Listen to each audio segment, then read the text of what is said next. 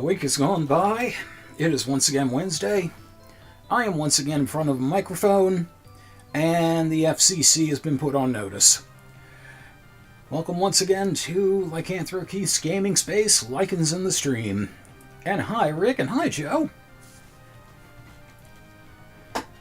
Greetings to both of you, my friends.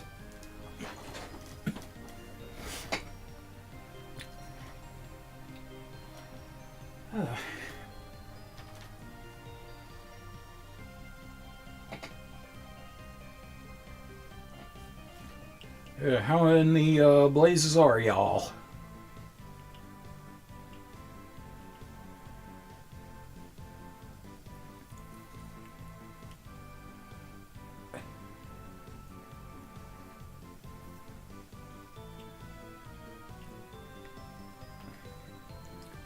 Yeah, I'm having kind of an up and down day myself. I had a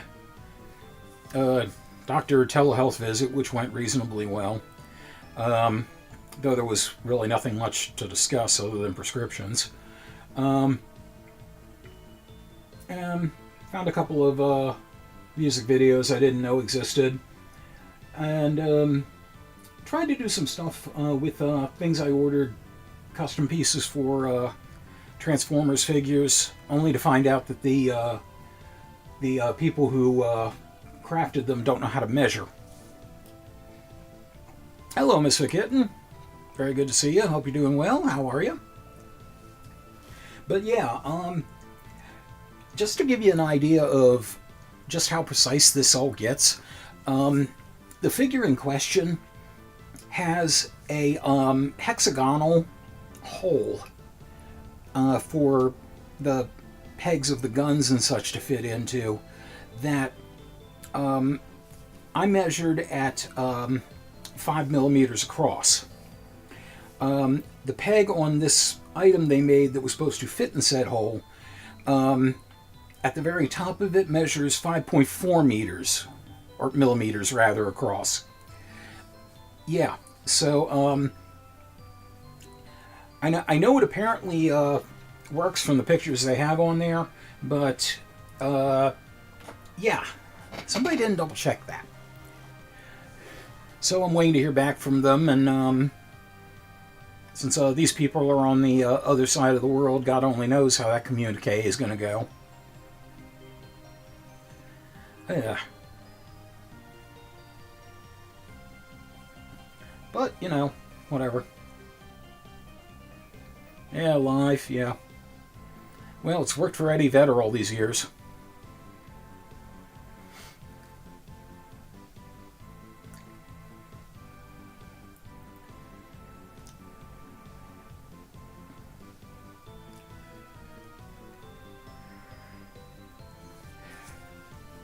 Yeah, give us a few minutes.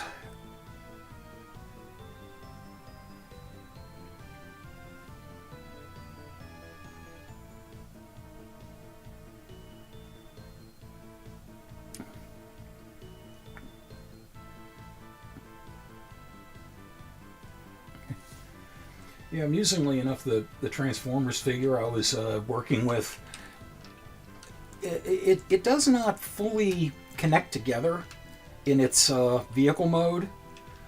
Not like a lot of the Hasbro figures are supposed to, where there's, you know, tabs that snap into, you know, proper positions for them. So it's kind of finicky. And very appropriately, the Transformer is named Crankcase. So, yeah, it is being quite cranky.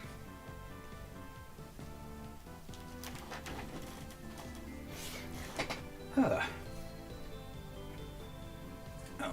get my timer going here.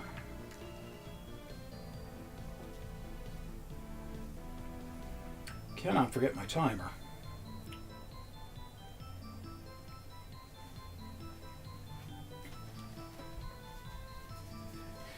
Not the way I forgot my announcements until earlier this afternoon. Yeah, I'm kind of embarrassed about that. Especially since I thought I had done everything come Monday night. Need a little swig of coffee here.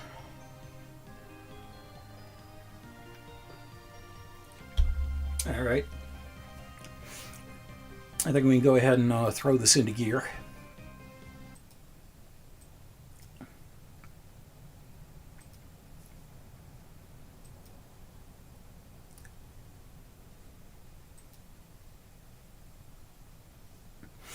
Okay.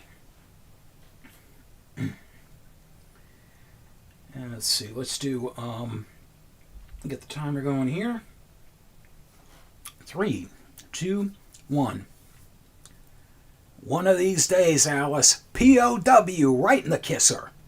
Welcome everyone to Lycanthropy's Gaming Space. P.O.W. Prisoners of War for the NES. This was brought to us in 1989, 1 year after the arcade version, by SNK.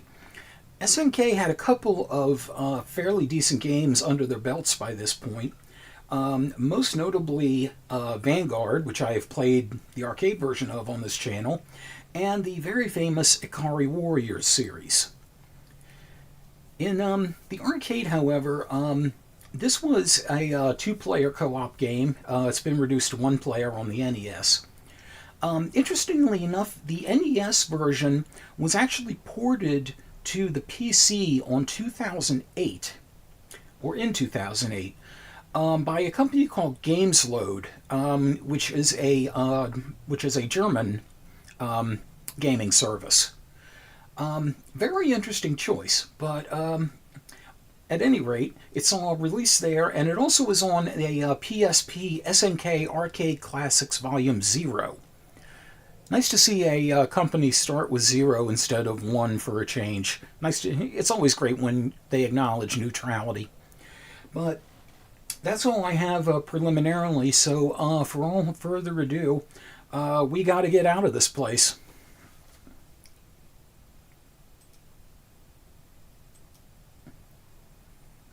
Did I say for all further ado? Yeah. Let's try that again. That's all I have to say preliminarily, so without any further ado, we gotta get out of this place.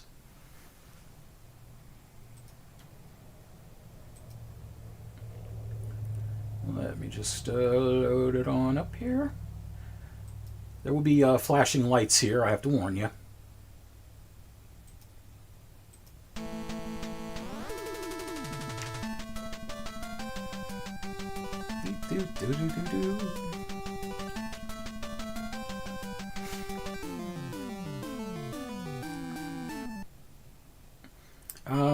So there was sort of a password system, I think.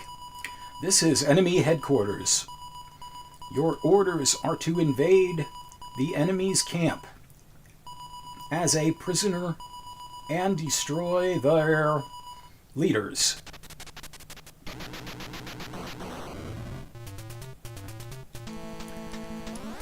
That's all that they have to say to us. So let's just blow that up again. Okay, so at the start here we have a punch. I'm using Turbo Fire, by the way. We have a kick, and we do them together, we get a jump kick, which looks very goofy. The arcade version actually had a separate jump button, but the thing is it didn't convey any kind of attack. So you actually had to press jump and then press kick, or hit them at the same time to do anything, which more often than not resulted in missing everything. And we got a knife here. Once again, we have a combat knife that we throw. Something I never understood about gaming. We can back fist like that. It's just a matter of hitting the opposite direction and punch at the same time. Now, something the arcade version did not have are these areas you could go into and beat the snot out of some enemies to... No. I said beat the snot out of enemies, not get jump kicked by them. Oh, ass face.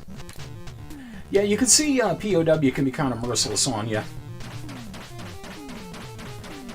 What I was trying to do was put my back to the wall there. Okay. And we have brass knuckles, which double our punching power. Oh, we'll get to the name in a moment, actually. He does have a name.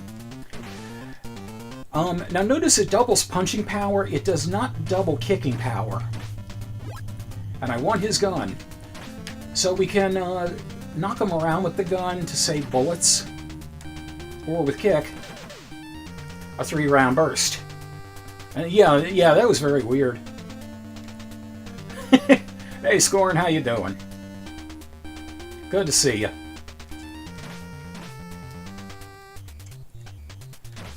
Well, this guy kicks like Jean-Claude Van Dipshit.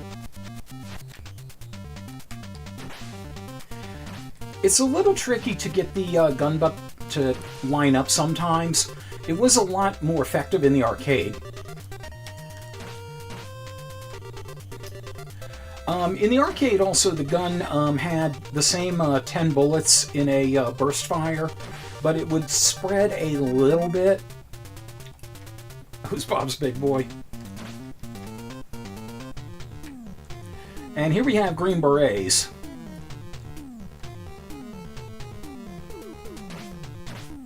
This is a situation where I definitely want to take advantage of the cardboard boxes over here. I can only imagine Solid Snake is hiding inside one of those.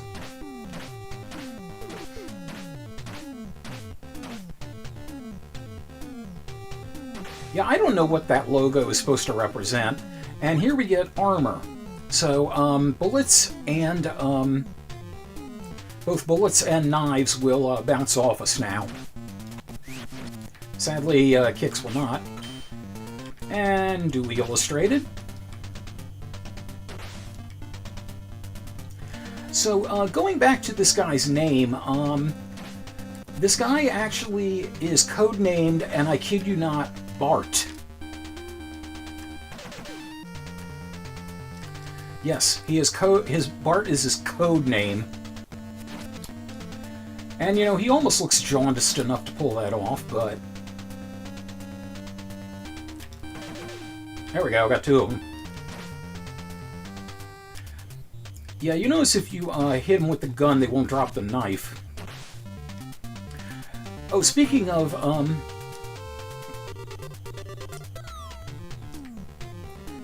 goofy-ass names, by the way, these guys are called Commandos, but the spelling is totally off.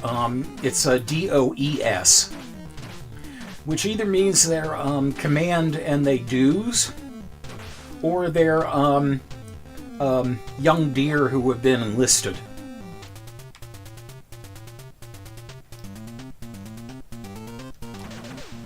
Oh, and sometimes they try to duck the gunshots to no avail.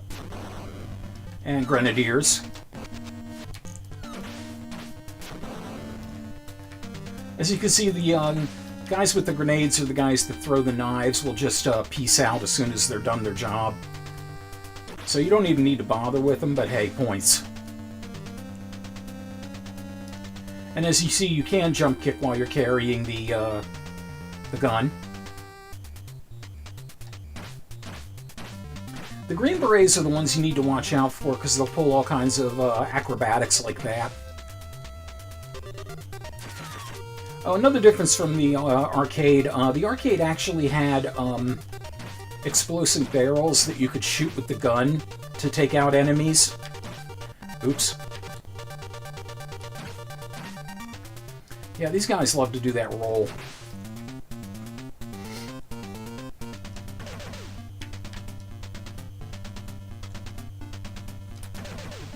Fucking... Oh, god damn it. I'm trying to save the gun for a reason.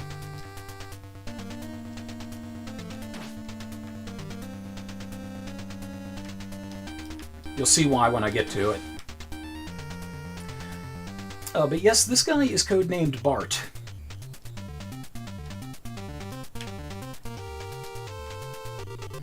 Well, we're both toting guns and neither of us wants to shoot. Also, why am I trying to avoid him? I got armor. Oh, screw you.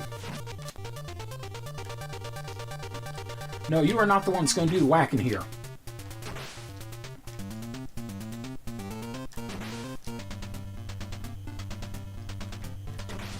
It's great how these guys just fly away when they're done.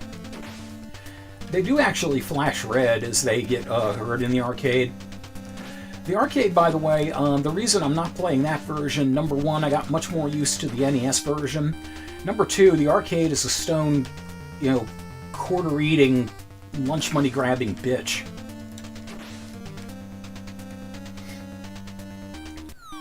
And this guy usually throws the first grenade away from you, so you can just kind of walk away from him.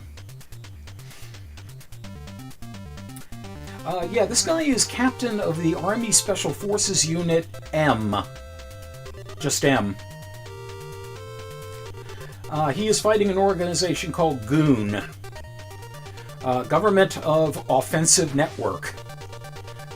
Yeah, so even the owner's manual suffers from severe English.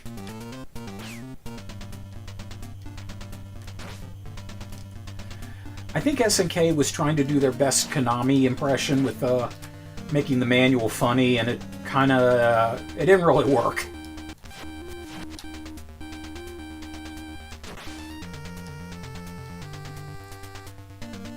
I will take no stabbies from you.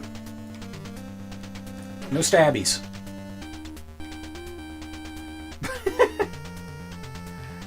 That would fit. The Japanese name was was a whole lot more direct, though. It was God, Government of Darkness.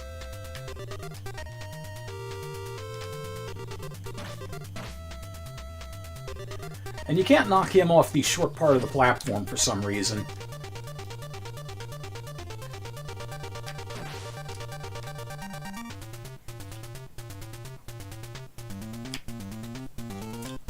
So one other thing the arcade didn't have, that the home version does, bosses.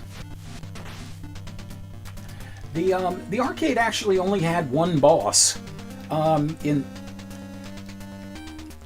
You are just kicking away there. The home version actually had a boss for every level, and we're about to see one. This is the attack chopper. In the arcade, this was just sitting in the background chilling.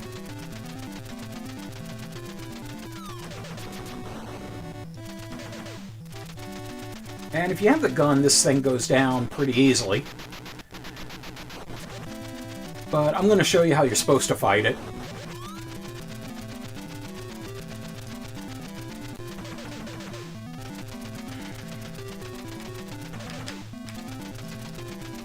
And I can get rid of the gun by hitting the kick button.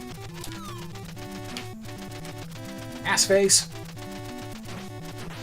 So what you're supposed to do, hit these guys that are coming down to throw the grenades, and chuck them at the helicopter. I think it takes about 4 or 5 to bring the thing down. Notice that they only have 1 grenade on them each.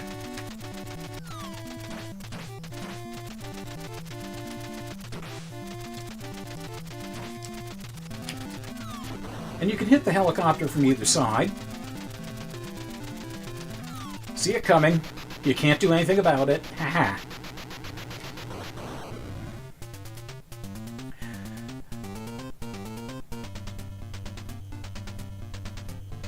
Oh God! I love him just eyes looking off to the distance, like rolling and like, you escaping from P.O.W. camp. Yeah, I did. And we lost all our ship from the last time. But hopefully we can get it back soon enough.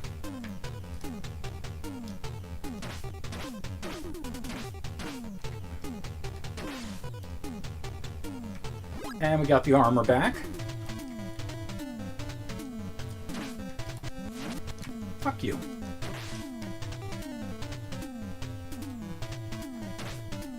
And we're going to have a few new enemies showing up in this area.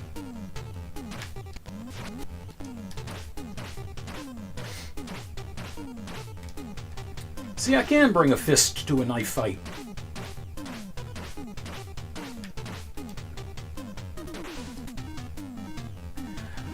Also in the arcade, you did a couple of final hit moves. For the punch, it was an uppercut. For the kick, it was a like high kick, kind of like how the jump kick looks there.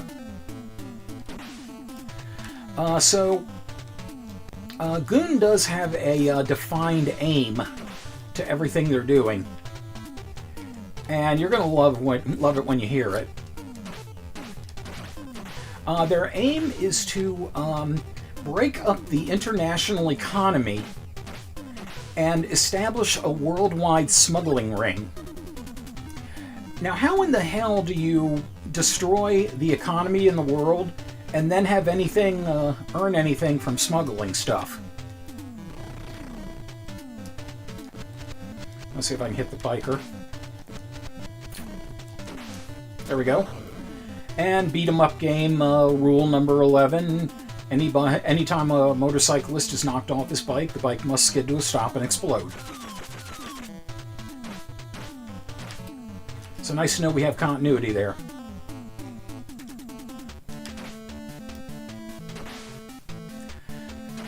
Yeah, if you can trap these guys against a object, or even better, put your back to an object, it makes them a lot easier to deal with. Having the knucks definitely helps. Also, you always want to keep them both on one side of you. The economy of the world be Aladdin's castle tokens. I actually only went to an Aladdin's castle once because there was only one near me. And that wasn't really near me. It was in Ocean City, Maryland, which was about a good 2-hour drive. Ugh.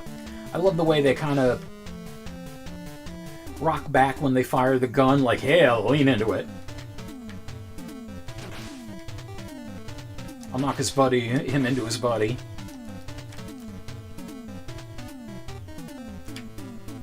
So there's going to be some motorcyclists coming through here in a moment. They'll come through first on the top and then on the bottom. And only one of them comes back, apparently. I thought all of them did.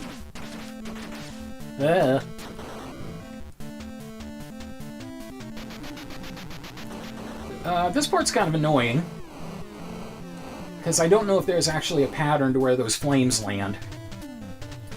And here we have the Constructicon hook. And if you look real carefully on the, for lack of a better term, turrets, you can actually see the guys inside manipulating the cranes and raising and lowering the boom. I always kind of wondered why the chocks weren't out on these things, but okay, I thought you could walk behind it, never mind. I always wondered why the chocks weren't down on these things, because if the boom is raised or moved, it's supposed to be stabilized that way. But I guess they figured the things were so close together, the one next to it would just keep them all from dominoing. And we're in the water, so no kicking right now. And we have these frogmen, but they are actually really easy to take care of. If you let them linger too long, they will try to stab you, like so. All you really have to do is punch in one direction, most of the time. And then turn around and punch the other direction when you see them emerge.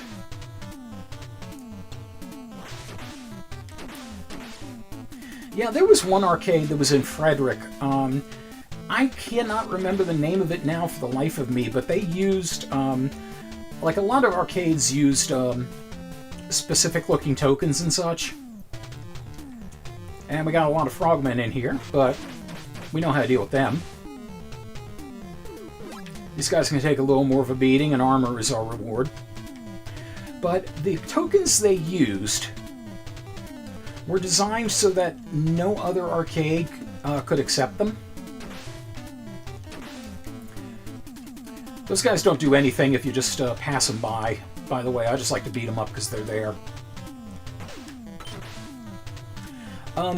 They had 3 slots carved in on each side of the token one of them was in the top part of one side and the other was in the bottom part of the other. So they would only fit into the slots on the machines one particular way.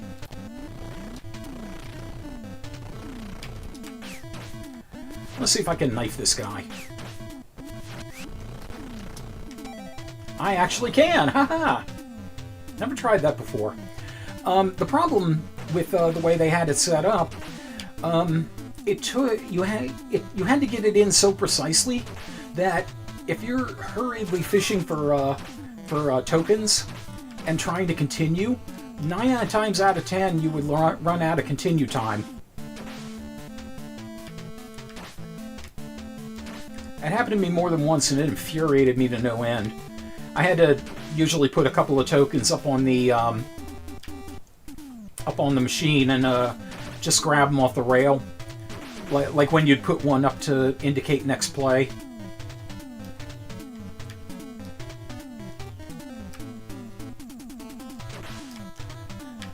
So I kind of outsmarted their system, sorta. Dick? Give me your kniffy. I want. I can't throw. Yeah, I understand if it's like some kind of knife that you could theoretically throw end over end like a Bowie knife, but combat knives are not meant to do that. But you see it so often in games.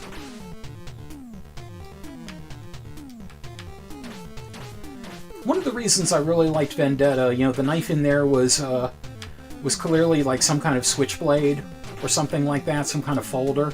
And while the enemies did throw it, you usually stabbed with it.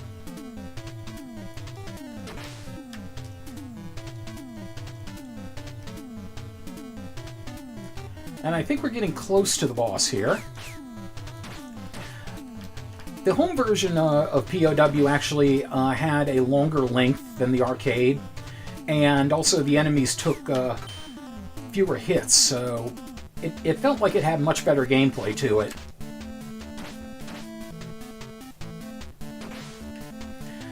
Plus you had bosses as opposed to the helicopter in the arcade was at the end of the level was a Bell helicopter, like you would see in Vietnam and on MASH.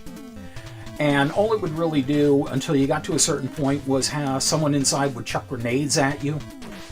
And then eventually it would hover in place and drop endless soldiers on you. You know, the proverbial clown helicopter. Okay, this is the boss. This is Don James. Or sometimes it's run together so it looks like Don James. And this is what he does.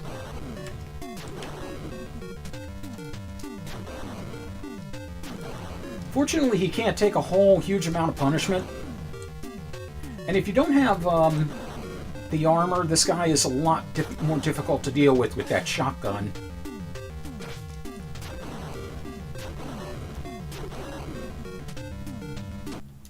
Four jump kicks and he's down.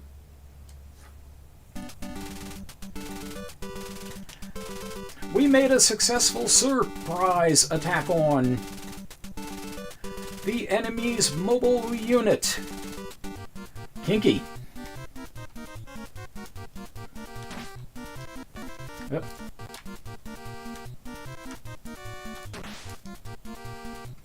Okay, now get back over here, militant deer.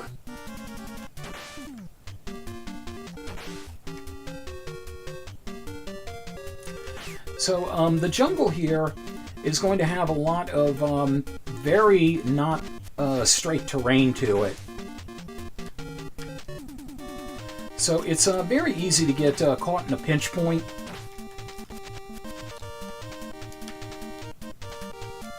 Get over here and take your medicine.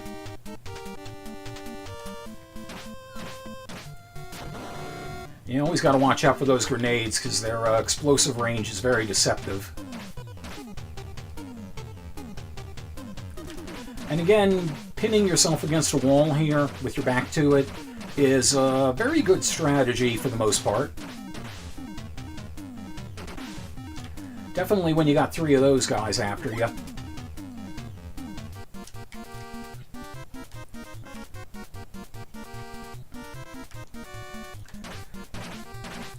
Oh, you've probably noticed by now, you can't actually get knives out of the Black Troopers. You can get them out of the Commandos sometimes. All depends on how you handle them. I don't need to deal with you guys. So now I get 3 of you guys. Even better. Yeah, this situation is absolutely crucial. You get your back to a wall. So back to what I was saying about this guy's name. Code name is Bart. Now, this caused some confusion from the arcade version because it was 2-player simultaneous. Player 1 was in the blues here, but his name was Snake. I guess he got a little time off from Bloody Wolf and Metal Gear Solid.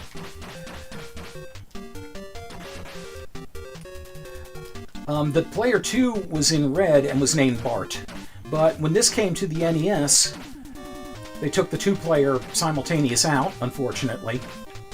And they kept the player 1 colors, but gave him the player 2 code name. Very strange. I almost panicked for a second there when I saw the knife coming at me, and I forgot this guy could do that. Leaping like rabbits. There's probably some skill or some battlefield advantage to that, but damned if I can think what it is. I'm guessing if he pisses everybody off, that's the guy they send into the minefield to look for duds. And you just got a shitload of green berets here. Fortunately, I have the brass knucks.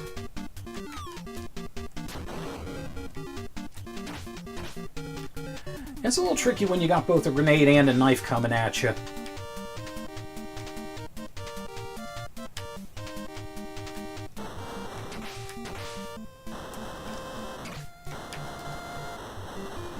These guys are just so goofy. And I totally forgot about the crazy leapers. So we're in the jungle and the soldiers are leaping around. Is this a leaper colony? And that's what that is. And naturally we take a leap of faith right off the cliff. And frogmen pending.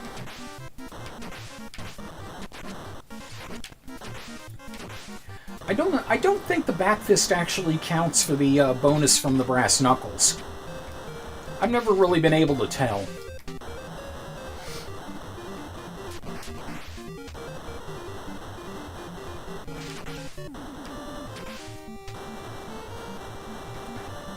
The advertised fun and games. Oh yeah.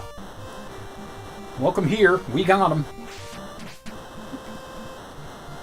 And you see every once in a while you run into a frogman that's tougher than the rest of them. Also, in addition to not being able to kick, I cannot jump kick in the water.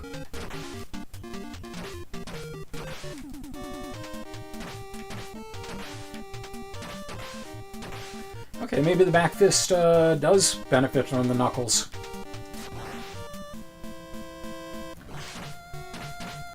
I mean, I can see why it wouldn't, because you're, when you do a back fist, you're hitting with literally the back of your hand, you know, not your knuckles.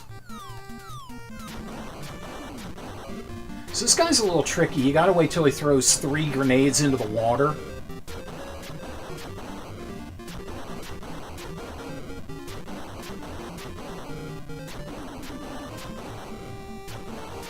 Eventually he's supposed to.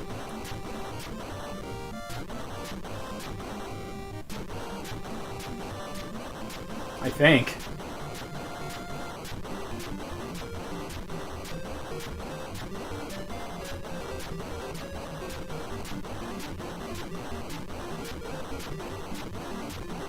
Okay, well he's not...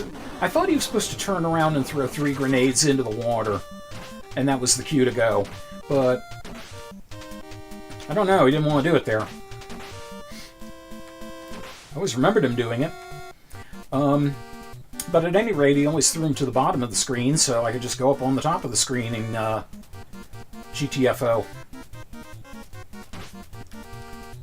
I P.O.W. GTFO. Hold on to this just in case. Okay, that was a good call.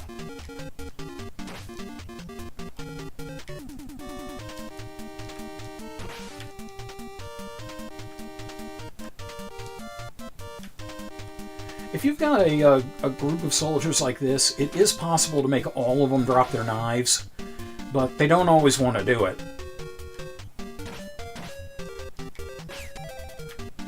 So it's never a certainty.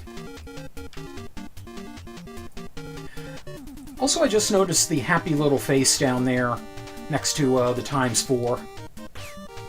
And hello, Joseph. Very good to see you. How are you doing?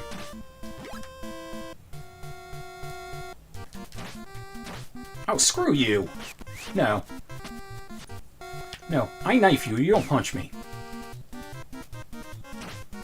See, there, in that case, we were able to get all 3 knives out of them.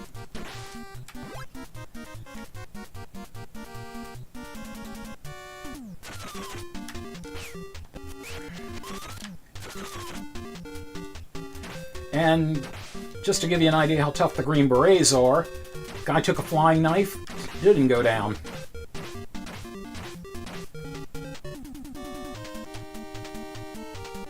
Here, you come up here and deal with me. You suck.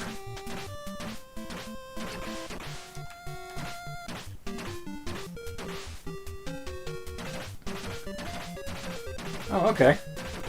I between this I've been playing this game too long because I glanced over at the chat and I thought it said doing all right, just finished putting away grenades.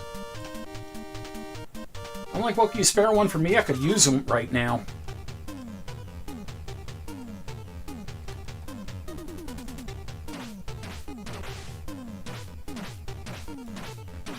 Now, from that position, I wasn't sure if I was going to be able to tag him or not. But apparently so.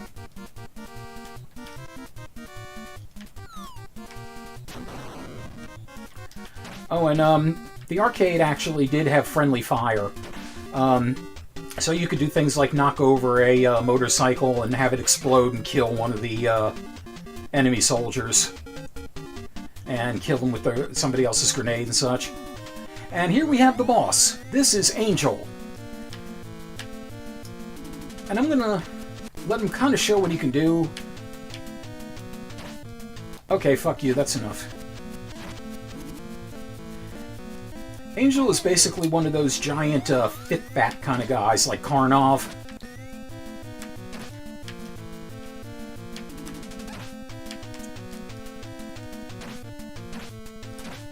But if you can get him stuck in one place like this and just punch away, yeah.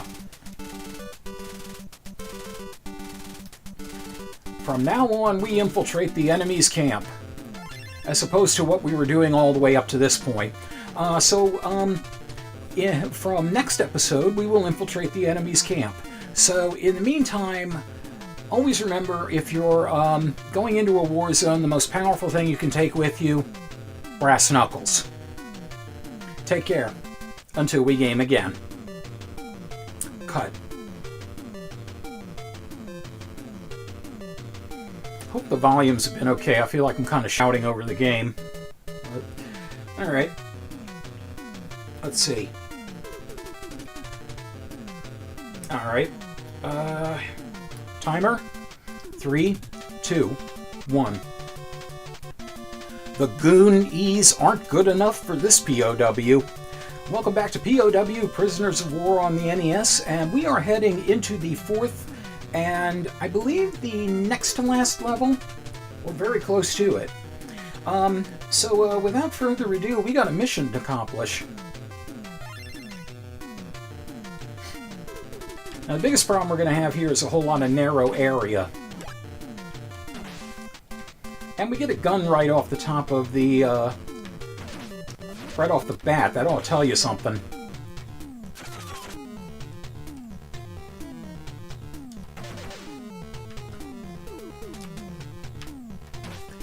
You do want to be careful with the Green Berets if they do that flip, because if you're just standing there and doing the gun butt, it's not always going to hit correctly.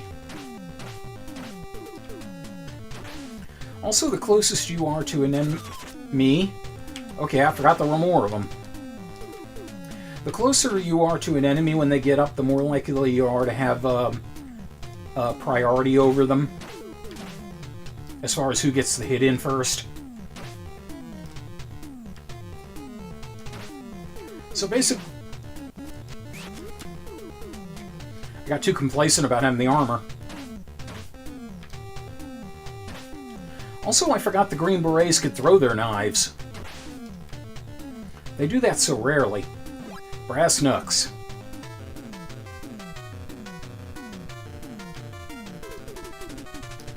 As you can see, we got very little real estate to work with as far as the depth of field.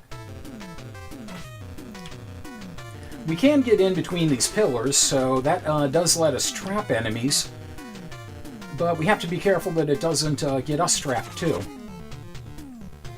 I am going to use so many bullets trying to hunt down the extras here.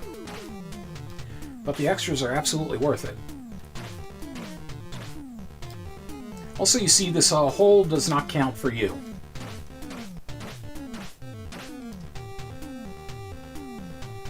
You know, sage advice, kids. Always know when the hole does and doesn't count.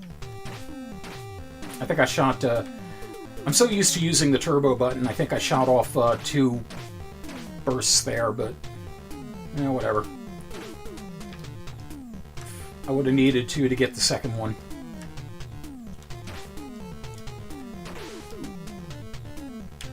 Armor! Yes, please.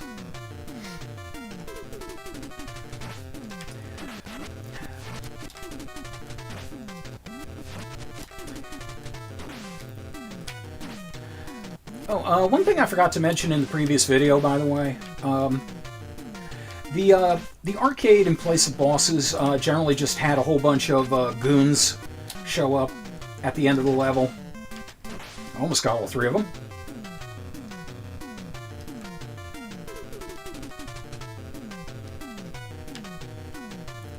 We can dance if we want to. Fuck you, here's my gun. Here's the butt of my gun. Because my gun has a butt, and I'll kick yours.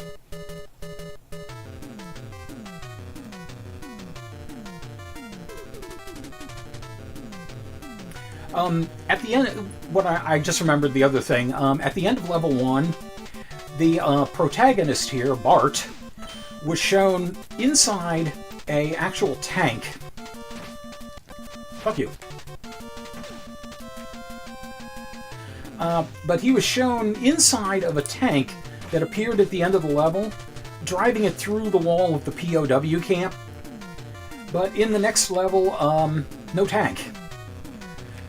And it was always something that kind of drove me sort of nuts about a lot of video games back in the day. Like, they showed you sometimes with some awesome weapon you had at the end of the level, like the gun and the knuckles and all that, or in some cases actually in something like a freaking tank, and then the start of the second level you don't have anything. So I'm like, did the tank run out of gas or something? What the hell? Well, you know, I busted through the wall. Surely this won't come in handy anymore.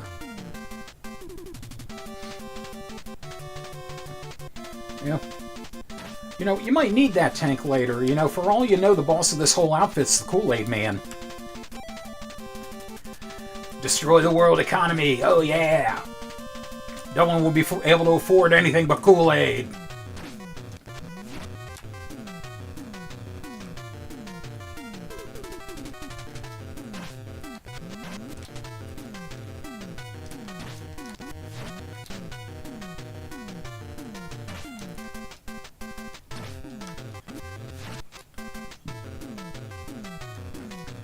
Yeah, I don't think I could live in a world where the only drink was Kool-Aid. You know, because you'd have a lot of flavors to choose from, but, you know, unless you put sugar in it, which is a big no-no for me. No, I didn't want to do that. You really wouldn't have a whole lot of overall flavor to it. Will you die already? God damn it! Fuck you. I mean, you couldn't even, like, Irish up the cherry Kool-Aid or whatever. Alright, screw it. Done with gun. Give me brass knucks.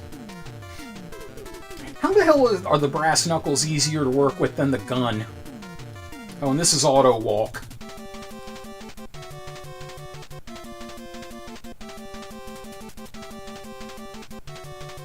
So I think we got some,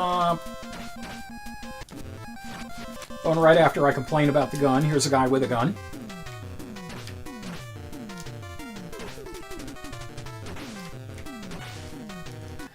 No. Want gun. Want gun. We'll have gun. We'll have gun, we'll travel.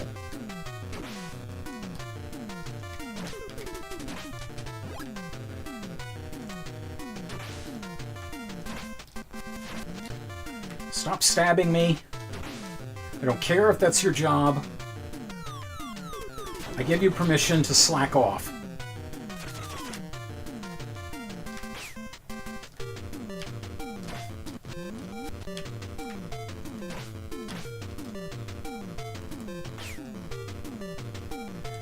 Yeah, that's not a good situation to have the Green Berets, or in this case, shit brown berets on both sides of you.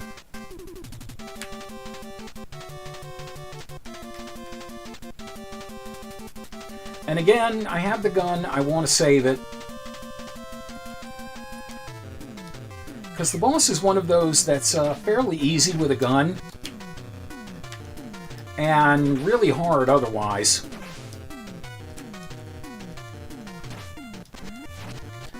Oh, for fuck's sake. I got rid of the special, you know, forces. Why the hell are you a problem? And now the actual, well, kind of teal berets.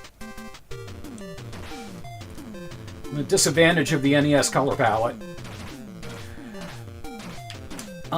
One other thing that made the arcade so difficult, the NES limits the amount of active sprites at any given time to avoid slowdown.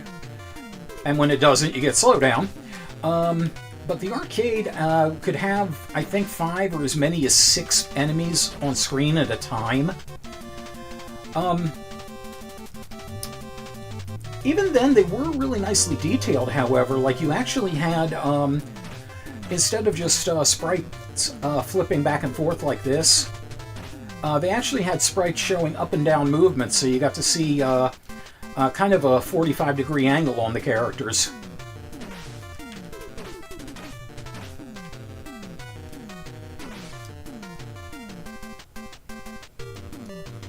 Yeah, the brown guys can be hard to see on that background. I don't think I can get into that room just yet. Nope. And I don't know if that guy can get... Yes, he can get behind me. Not something I want.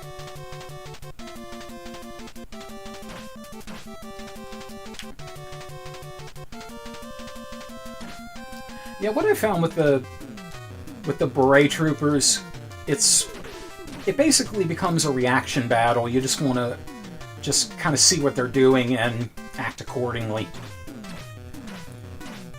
Unless you're in one of the rooms where you can put yourself up against the wall, it's kind of hard to lure them into anything and have them stay there.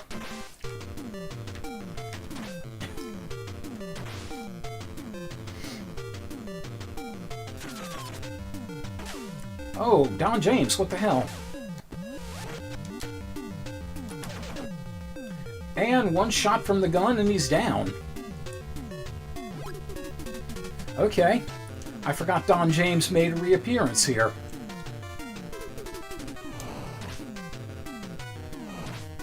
Okay, and already I've screwed this up. The trick here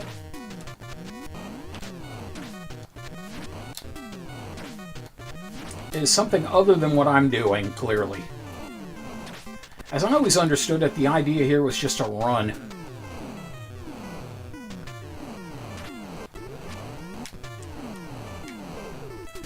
Okay, so it's a run with a couple of pauses in between.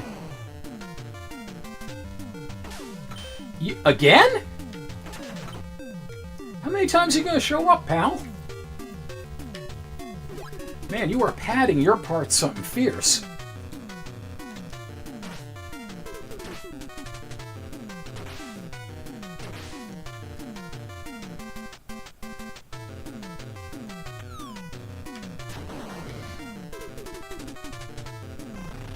And motorcyclists again.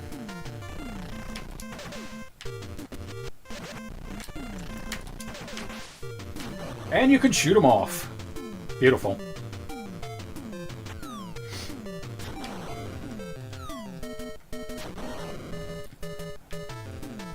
So that was Ron and Lon James.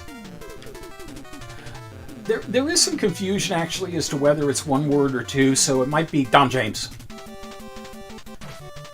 Like, you know, John Boy or something. God damn it! You're not supposed to turn around. You might see my heart breaking. Dick? Enough of your shenanigans. Knives out. Of here. Hey. Back in the day, I could actually clear this legitimately. Back in the day, I could do a lot of things legitimately. Now, something about these guys, I think you might actually be able to get their guns if you don't already have one of your own. If you're already packing, I don't think they'll drop theirs.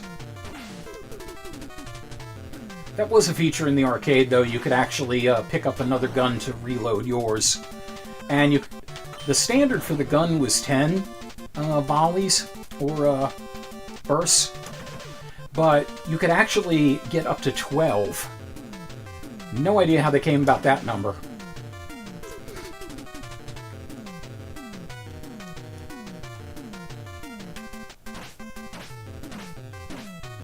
I believe that is a place I can go into.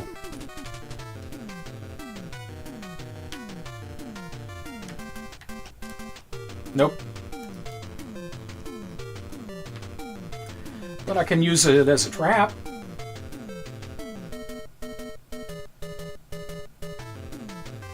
Come on in here. You know you wanna. All the cool kids are hanging out in here. Come on. Yeah, come on in. We got all kinds of beer.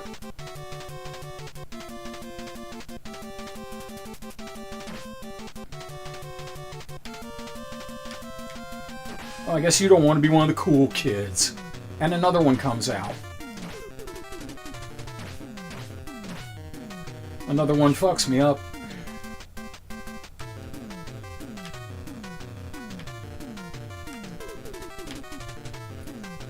I could have sworn I was able to go in here. Maybe I just have to wait until I beat these dickheads.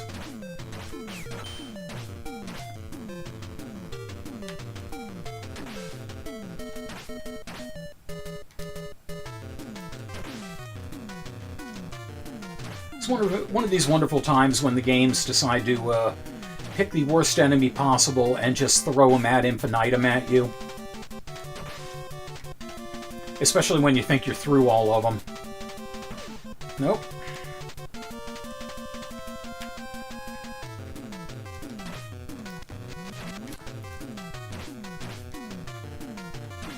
No. Not how this works.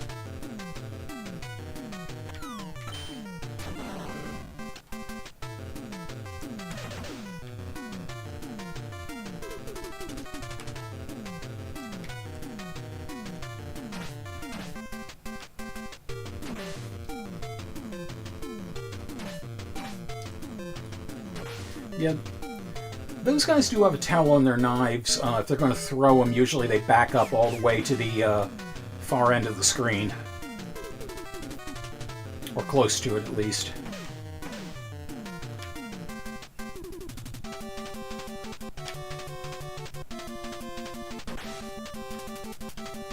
Wow, I'm surprised they went down in one hit.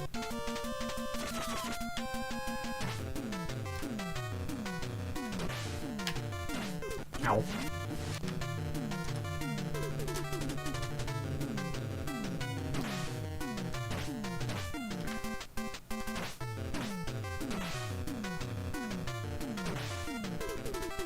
Okay, good. Got him pinned. That's good.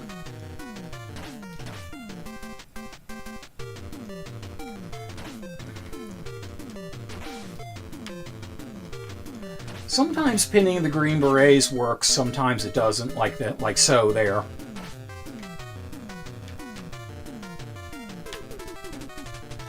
God damn, this guy has got like road rash, something fierce with all that rolling.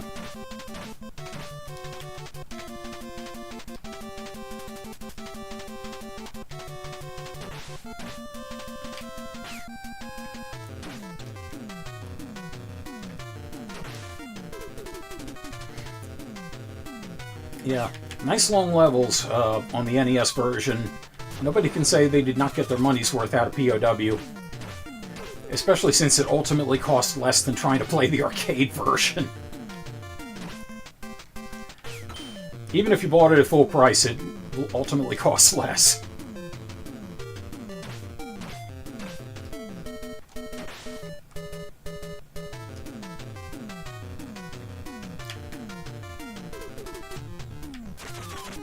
And 3 Green Berets. Oh joy and or rapture.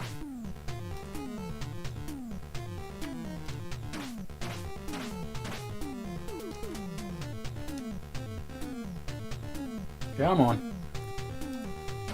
I can only stand here watching TV so long.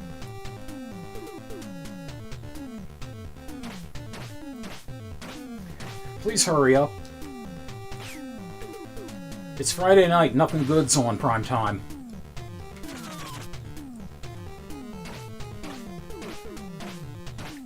Okay, I really want to save my bullets now. Because I got that boss coming up.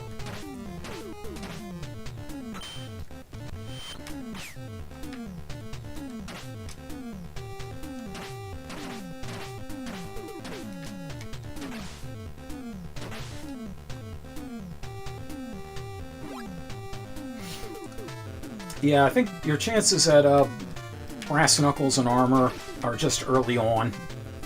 Everything else is life. And when we get to this radio equipment, we're very close to the boss.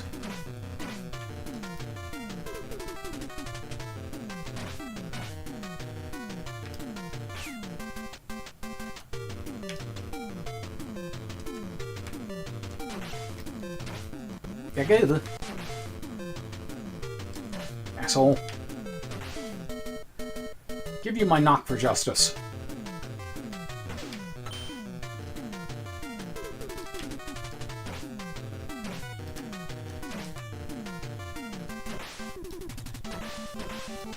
Oh, he was about to stab me. That was good timing.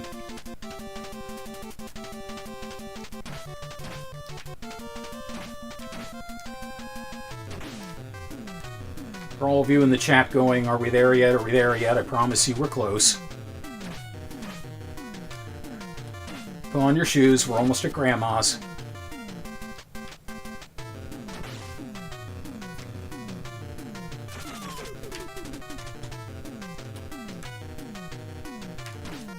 Only a couple thousand more of these armies to go.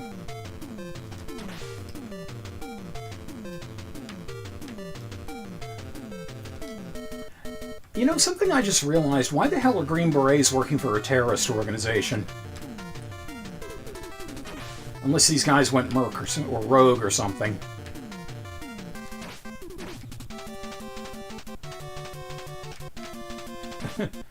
Oh, I know you will turn this game around.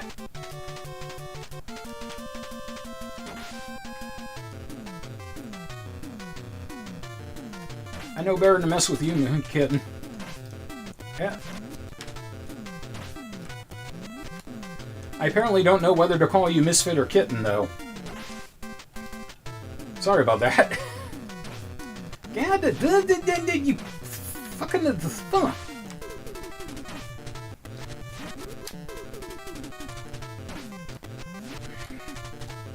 Asshole. Kick you all the way back to ROTC. Okay, and here is the boss. This is General Snivel. That is how easy he is with the gun. One shot kills him. Now I'm going to show you how hard he is without it.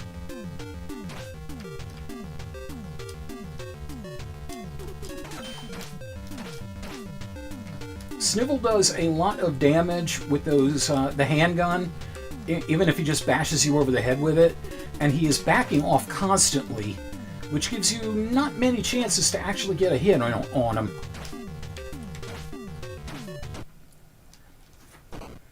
You also notice how many hits he took even with the brass knuckles. So yeah, definitely want to have a gun for him. Final Fantasy VII. Final Fantasy VII. We don't play RPGs. Over. Respond. Limit break. Over. This is Bart. Base. No! I've escaped.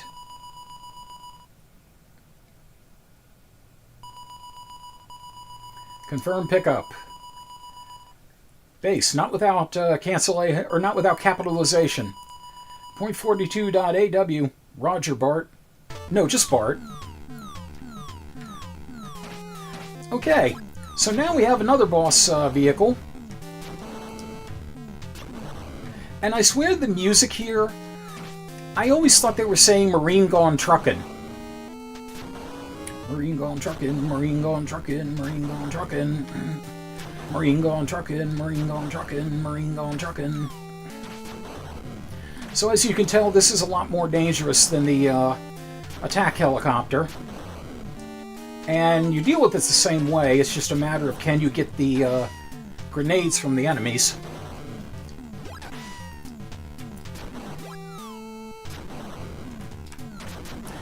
Interesting thing about this tank, it did, like the attack helicopter, it did show up in the arcade, but it was not an enemy, sort of. At the end of level 2, it showed up, the driver popped out of the front hatch. He looked a lot like the guy, the Arab-looking guy with the knife, and fired a spray of machine gun fire at you. Give me that back. Fired a spray of machine gun fire at you, and then just pieced out after dropping off a whole bunch of other soldiers. This was also the same kind of tank that you stole to bust out through the P.O.W. wall in the first level.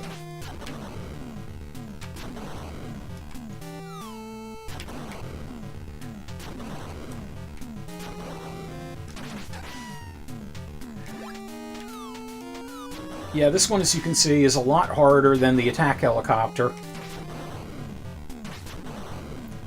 In fact, for my money, I'd say this is probably the hardest boss in the game. Especially because they're throwing, you know, green berets at, or green beret XPs at you.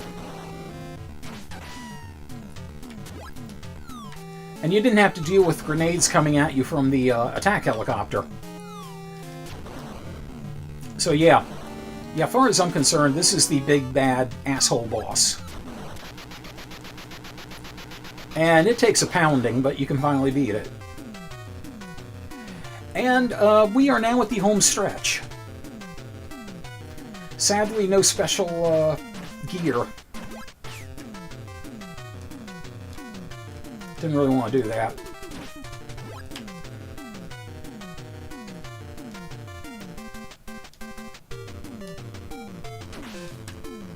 Oh, quit backing off and glitching out or whatever the hell you're doing. Face your fate already.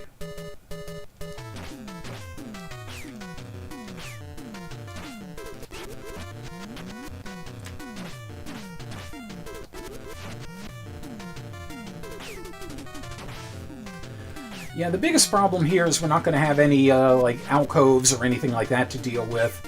And we're not going to have any rooms we can go into to recover life or get health up, so... And once again, I got used to having the armor.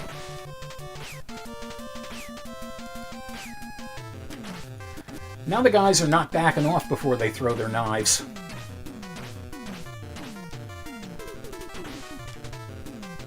Which is making things a lot worse. Guess who?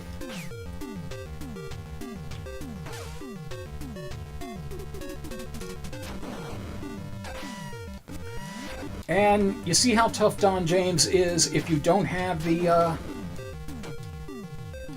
armor. I want to see something, actually. I want to see if I can actually manage to keep the knife all the way to the end boss. Because to my knowledge, Don James is the only one that reappears.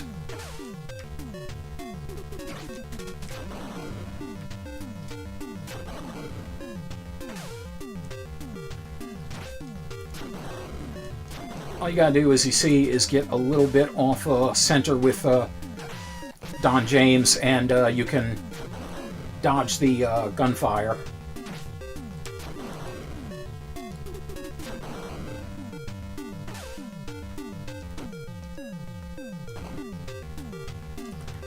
Oh, this is Sean James. Is that anything like Sean John? Or, I'm sorry, Sean James. And this is the leader. He is simply the leader. And I can keep a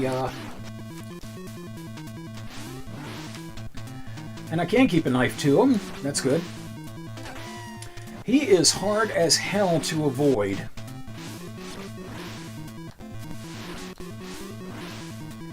Pretty much the only thing you want a chance using against him are jump kicks.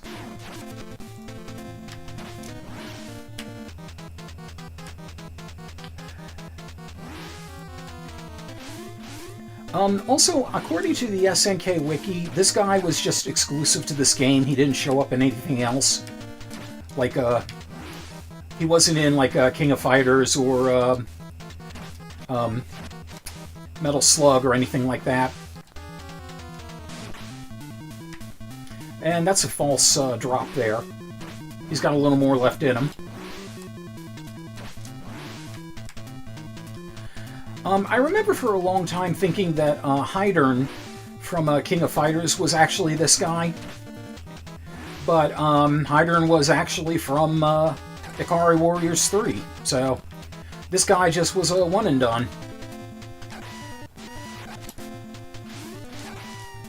Oh, for fuck's sake.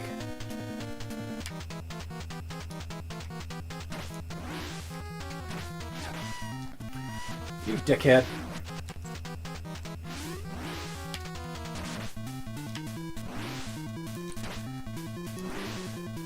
Sometimes you can kind of get lucky and get a punch in on him when he lands from that flip, but you're better off not relying on that.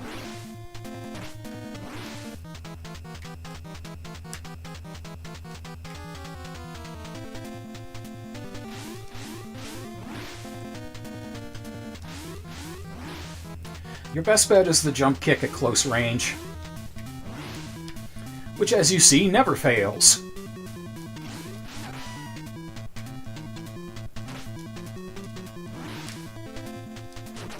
There we go. Cool guys never look at falling big guys.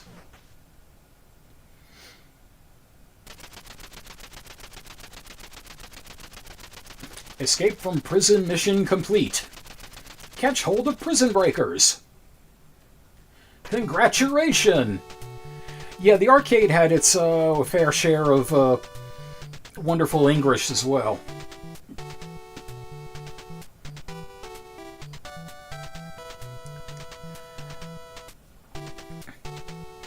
So that is P.O.W. To my knowledge, there was never a follow-up on this. But I still had a lot of fun with this as a kid. I never got a chance to play the arcade version until MAME came along, and I literally played that 2 nights ago, just to do a comparison. And when I couldn't get all that far in there to know what I was doing, I watched a long play of it.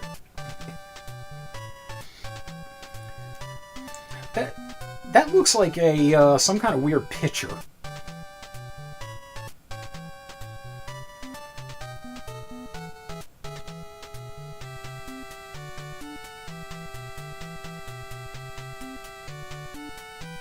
Oh god, another Don. Asami Don James.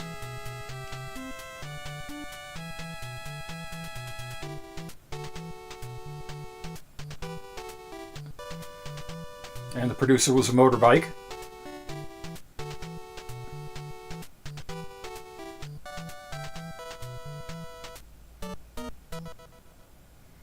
The end. The end indeed. We have escaped, and one more bout of epilepsy before we sign off here. So thank you for joining me on this special mission of mercy. And always remember, the jump kicks the thing. Unless the brass knuckles or the knife or the gun or the thing. You know what? It's all the thing. Just have all the things. Take care. Until we game again. Cut.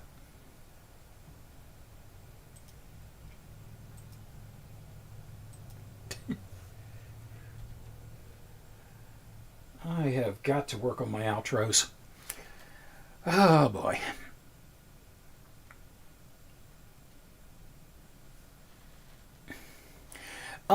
They weren't. Except for, well, I'd say General Snivel was in a way, and that tank definitely was.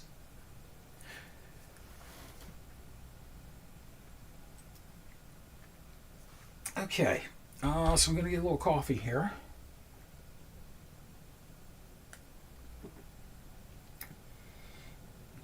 And by little, I mean I'm going to finish the cup.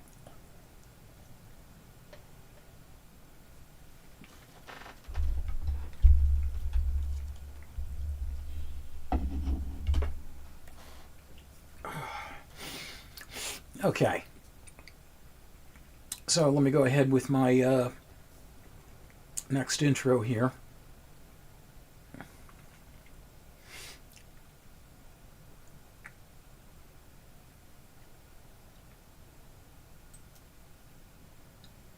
Okay. 3, 2, 1. I said, hey, babe, take a walk on the Wildermyth side. Welcome to Wildermyth, where the PC. Wildermyth was released in its full version in June of 2021, and I double-checked its pronunciation. It is pronounced like wilderness, or a take I have on it is sounding something like will your myth, as in exert your will to make your own mythology happen. This was put out by World Walker Games, an Austin, Texas-based company, which at the time only had 6 full-time employees. Their idea was to make a papercraft tactical RPG where things were procedurally generated and every choice that you made affected everything else in the game to a much deeper degree than a lot of other RPGs ever had. I think it succeeds pretty admirably on this, and your characters definitely evolve and grow not only emotionally and in terms of their weapons and armor, but a big theme of the game is transformation. Your characters gain all kinds of different power by accident or by happenstance, or sometimes on purpose, usually at the cost of their humanity. But a good myth, as Dave Attell once said, a good bar story never starts with "so I was eating a salad," and a good myth never starts with "so I was human the whole way through." Everybody grows and changes. Anyone who has played D&D could tell you that. So without further ado, let's make our own myth. Let me try that part again. So without further ado, our myth begins here. Much better.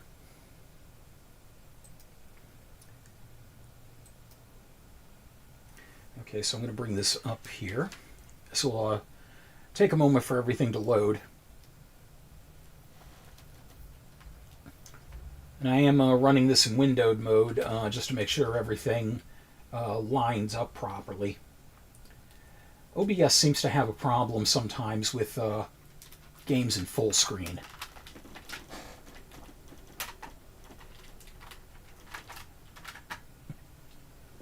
Especially when you try to rearrange how they're set.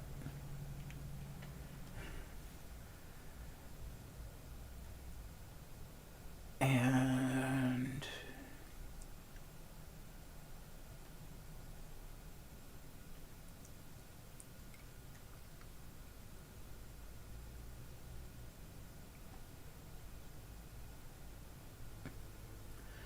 okay. Okay, well, it defaulted to full screen, but it is all showing on there. And it's a little bit compressed vertically, but I don't think that really makes much of a difference. Let me just think for a second, see if I want to be picky about it and switch.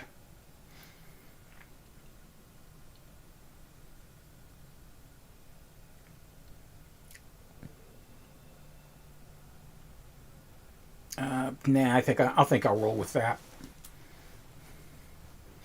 Okay. So, little thing over right at the start. I have the DLC for this, which added a whole bunch of armors and skins, most of which I haven't seen yet, so there's going to be a lot of new things to me here.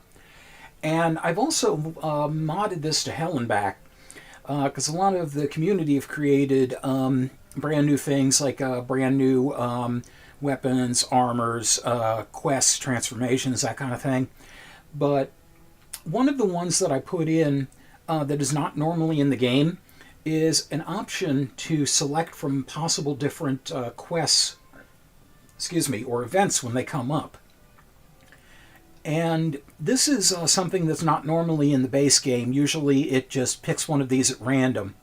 But I liked the idea of being able to get certain events, so I'm using that myself. Okay. I know, I'm always out of a do.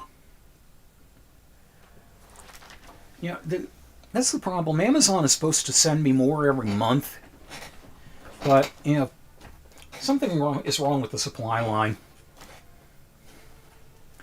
All right, so just to show you a little bit here at the start, I'm going to go to my legacy, and you can see some of the characters from previous games that I have.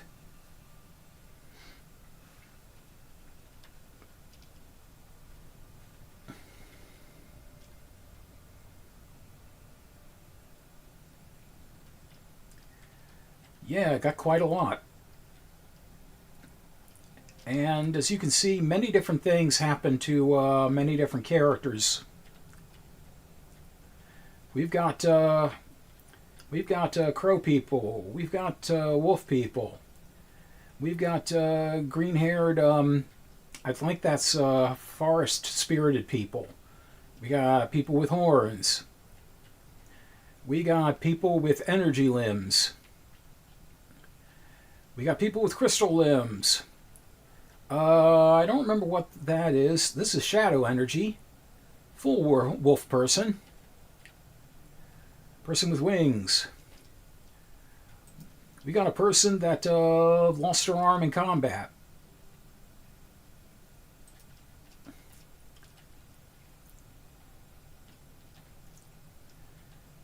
Yeah, basically, you name it, we got it here. Oh, yeah. Scorpion woman. Mm-hmm. So, just to give you an idea of what the characters look like here, let's Level 3 Hunter, this is after some fighting and, leveling up, of course. Some of the different things that her particular class as Hunter she can do. The transformation she's had. So you got abilities. Those are her stats. With different things for bonuses and such. Personality makes for a big difference in this game. As far as how you get along with other characters and also whether or not you trigger certain events. Relationships, you can actually, with player characters, be friends, be lovers, or be rivals. But all three of them are beneficial to you in one way or another. Different items here, and things added onto the attire that help with different things. All kinds of different combat actions. This gets largely filled in for you as things go through, and as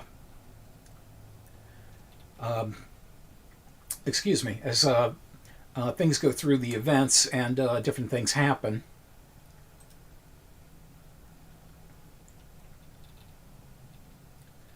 A lot of this stuff is from the mods, actually, showing like cheat and all that. I wouldn't see that otherwise. So, yeah, that gives you an idea of what we might, what kind of heroes we might be seeing by the time this is done. And I'm going to start a brand new game, and just to make things a little bit easier, because of YouTube's chat delay, I'm going to take care of all the party commands myself. But I'll leave it up to you in the chat. Do you want me to name some of these characters after y'all? Go ahead and let me know as I get started. We're going to do a new story.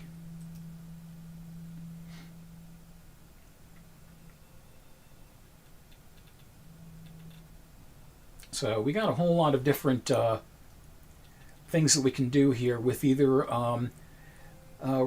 7 chapters. The regular ones will involve brand new characters, and the legacy versions will have some of the legacy characters showing up. There's a chance a legacy character could show up in the regular runs, I think. But I'm not 100% sure about that.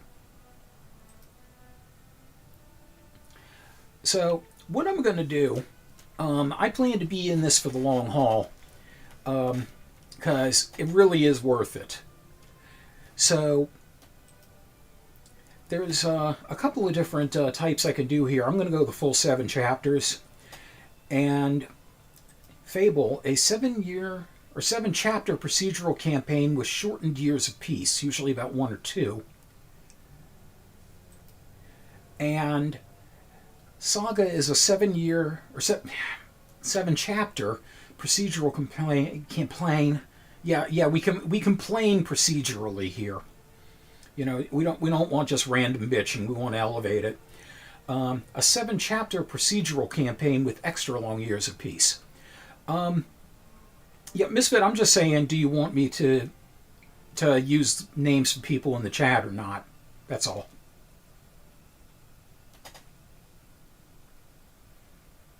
We can customize characters if you really want to do that. But I am going to go ahead and do the 7-chapter Fable, because if I do an extra long years of peace, characters do age.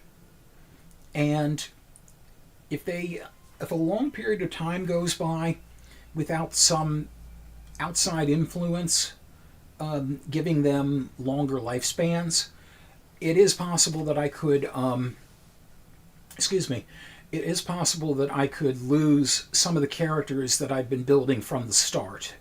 And that's not necessarily something I want to do. So I'm going to go with the 7-chapter fable, which leads us to the 7-year itch. In some ways, you'll see. Okay, main enemy I'm going to use as random. It's not to say I won't run into the other things. Difficulty, storyteller, focus on telling stories with more control over the outcomes. Adventurer, standard difficulty, the lands are dangerous but won't punish you too harshly for mistakes. Tragic hero, the world is brutal, combat unforgiving, few survive unscathed. Walking lunch, for those who revel in misery. Okay, yeah, good point, Misfit. There aren't a whole lot of viewers here. So I think I'll just handle the character creations as just, I'll make up the characters. Yeah, but I love walking lunch as a difficulty level.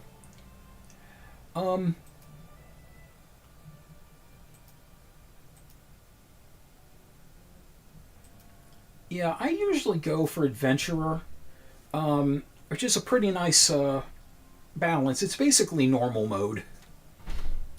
Carved in stone, all progress is auto-saved and game over is final. No retries, no reloads. Yeah, I do not want to make this a roguelike. I do not do well at those. Let's see.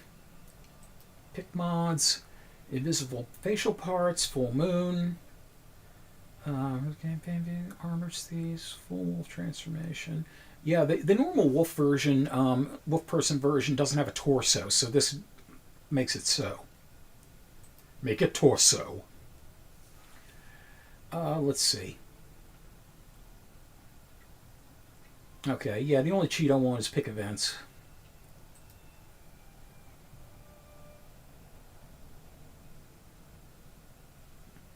Okay, so I'm going to start with a party of 3. Donner, party of 3. Donner, party of 2. Donner, party of 1. And because you know me, I'm going to mess around with these people and make them all a female brigade. And they do give you an option for non-binary, which is very nice.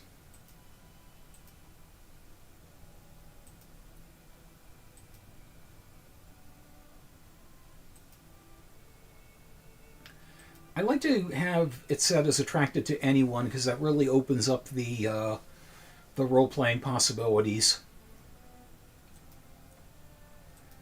And we are going to get rid of the facial hair.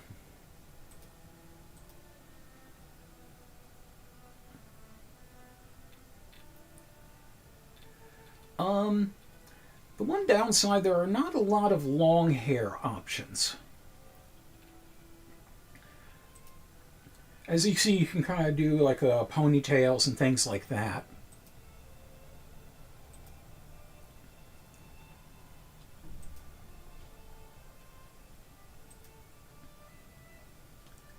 I think that'll work.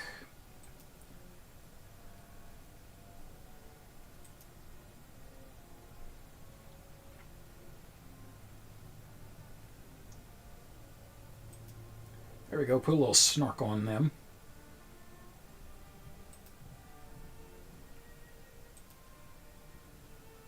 Okay. So I'm going to, yeah, basically, well, like I said, they intended this to be like papercraft, so, you know, it's got a very charming look to it.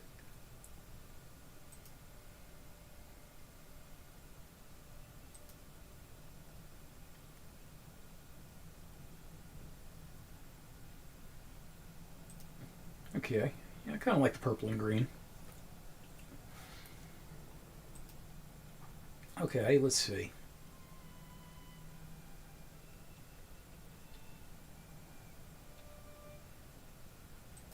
So let's see what we got with personality here. So generally speaking, when we have an event, it's going to target people with a personality trait of 90 or higher.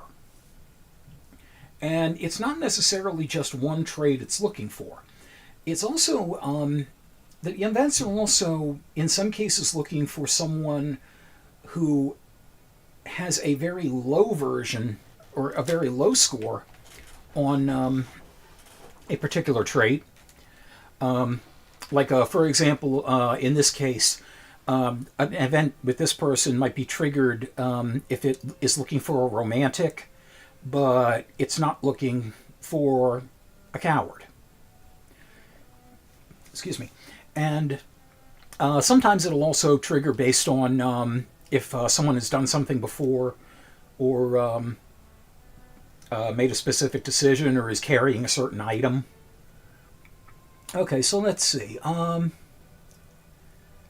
Yeah, I like the idea of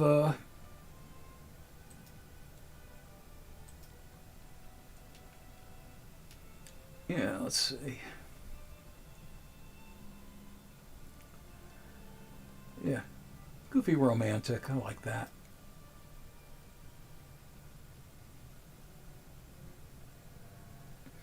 And we'll just make it an even 90. Normally, you can't. Normally, I don't think you can do this, but I'm cheating, so whatever. No relationships, already customized. And let's see.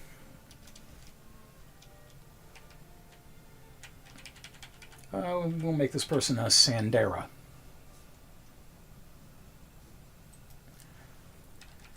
And we'll spell this with a final E just to piss people off. Goofish romantic and a future warrior. Okay. Okay, so now let's look at our future hunter, who right now is a bookish hothead. Okay. Kennedy Proud.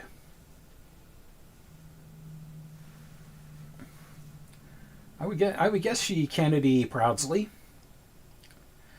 And one very drab primary color there.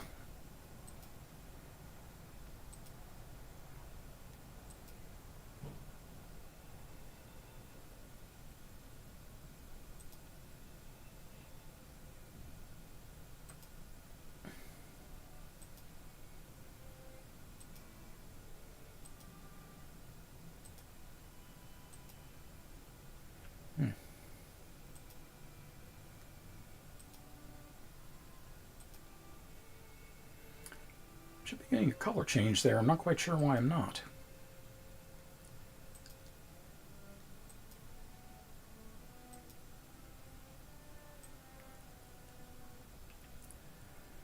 Okay, it is working. It's just kind of odd there.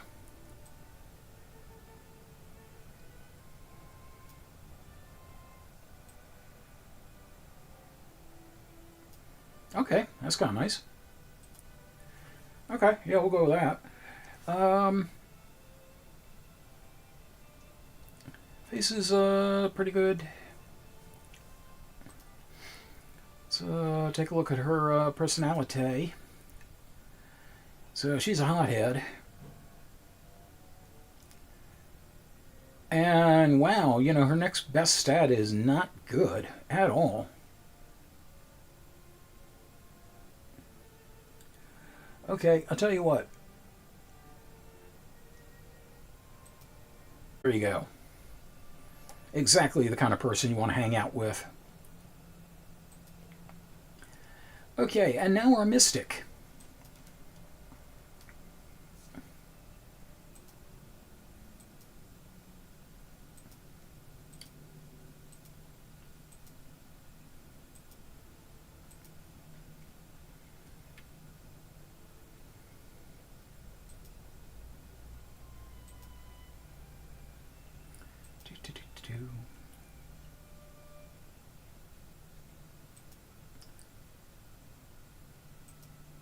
Sinead O'Connor.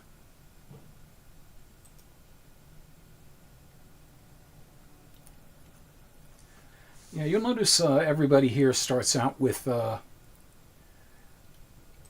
some specific mundane job. It's one of those things where great warriors are, you know, called and have greatness thrust upon them, that kind of thing.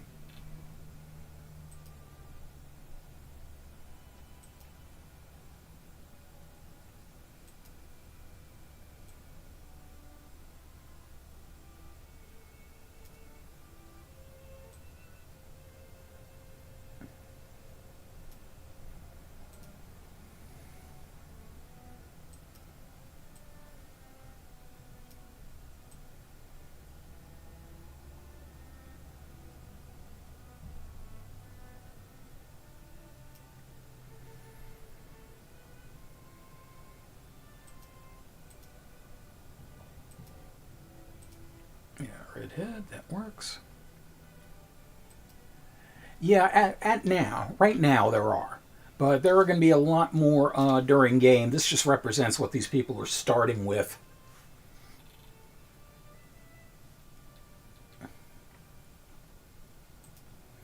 This is kind of like the starter pack. Um, okay, yeah, I don't want another goofball. All the children say we don't need another goofball.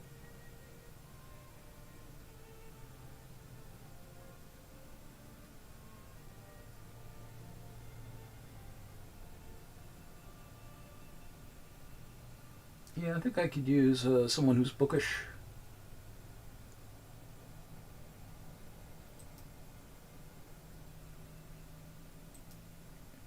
Compassionate intellectual.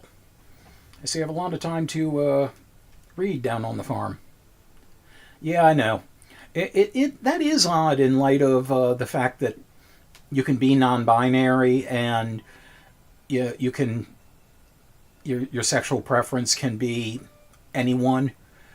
To I see what you're saying there. Yeah, that is a little odd. Okay, Sandera, Kennedy, and Metienne. Okay, this is your team for Myth Greed. Although oddly enough, none of them are greedy.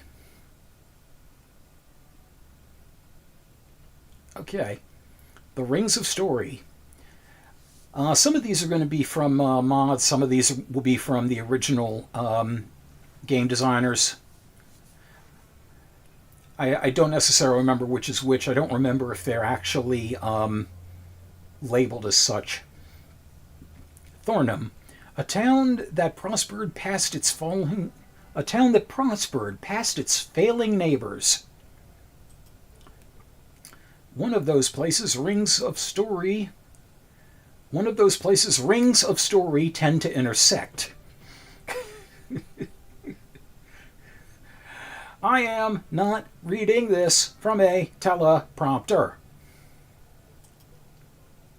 Perhaps its noteworthy reputation attracted noteworthy people. Or did there reside in the grounds below a latent power, bringing all the myth destined to market together? Whatever the reason, whenever the need came, heroes rose from those who dwelled there. Sandra Alifair was among them, arrested by the small dramas that spiced her meals.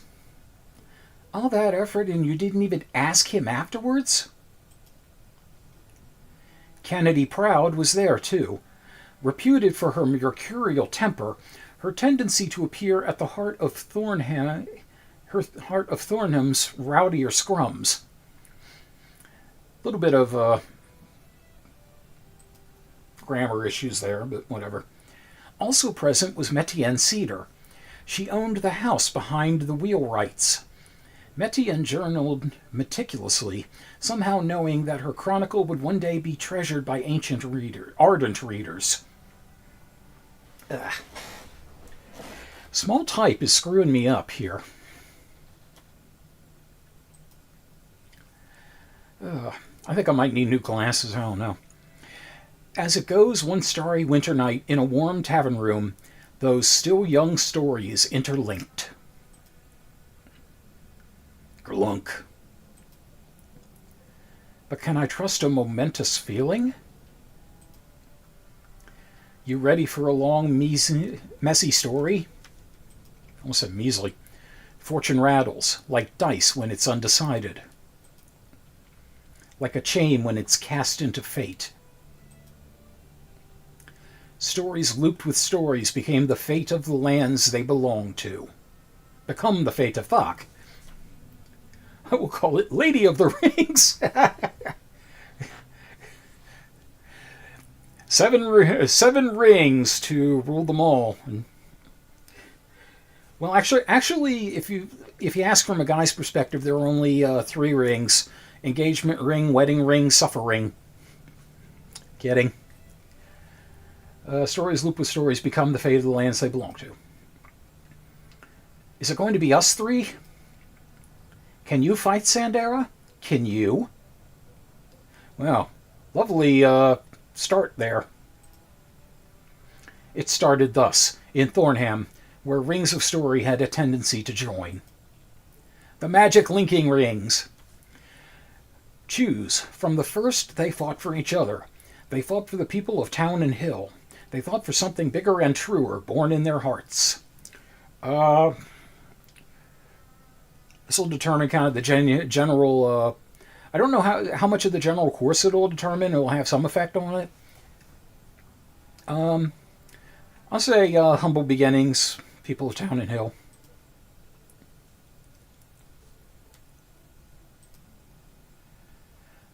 And we got some stuff. Heartwoods 1, hides 1, ingots 1. These are things we can use to craft different stuff, weapons and armor and such. Fabrics 1, same thing. Constructing mission. I'll set up a board for you. Why, thank you. Okay. Stoicism. All heroes +1 armor warding. Alright. Foe cards. Stump. It moves with the warrior's bearing. Barks for the thrill of the fight. With the eye of the tiger. And rising up to the challenge of its rival. Dart. Carefully and quietly, it looks for an opening and places its next shot. Okay, so here's what we've got here. Thornham, kill all enemies. So we've got the grid board here, and we have basically 2 moves per turn, but some things will take 1 move, some take 2, some take none. And we can pan around the board like this. So right now we know the dart is in there.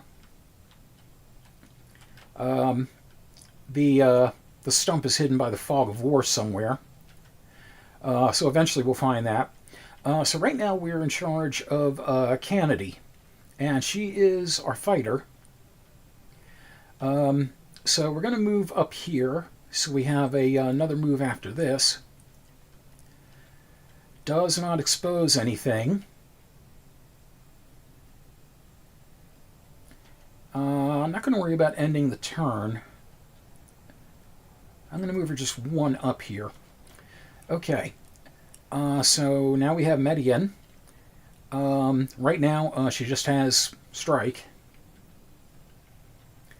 What I'm going to do here, I'm going to move her up next to Kennedy. And now what I have done here, because they are next to each other, they are warding. Armor is what they naturally have for their defense. Warding is what happens when 2 characters end a turn next to each other. And this actually helps their defense if they get hit. And as a matter of fact, I'm just going to go ahead and do this with Sandera. And that'll end my turn. And that blocking probably came about because of the warding. Now, I don't have to go with this exact direction, or this exact order, rather. I can go in any order I want. So she has a bow, so she can shoot. And let's see. 3 damage, 2 to 7 range. So let's see. This has 4 hit points. It'll take 3 out of it. This has 7. It'll take 2 out of it. So I'm going to see if I can take this out first, or at least soften it up. And it had some cover in there, so unfortunately it didn't go well. All right.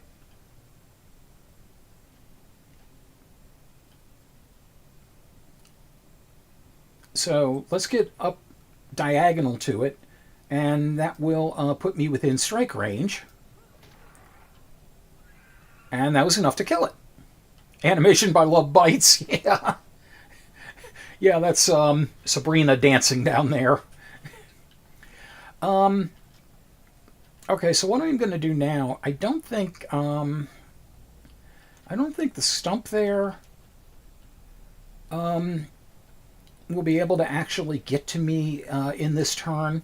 So I am going to go ahead and move Metienne here, and I'm just going to be done so those two can ward. And shows you what I know. Okay. So a bunch of her armor took the hit, but she still is down half health. So let's just try and beat this dickhead. 3 damage, 1 armor shredded. So anytime an armor point blocks an attack, it's going to shred that armor, so it's going to lower its value.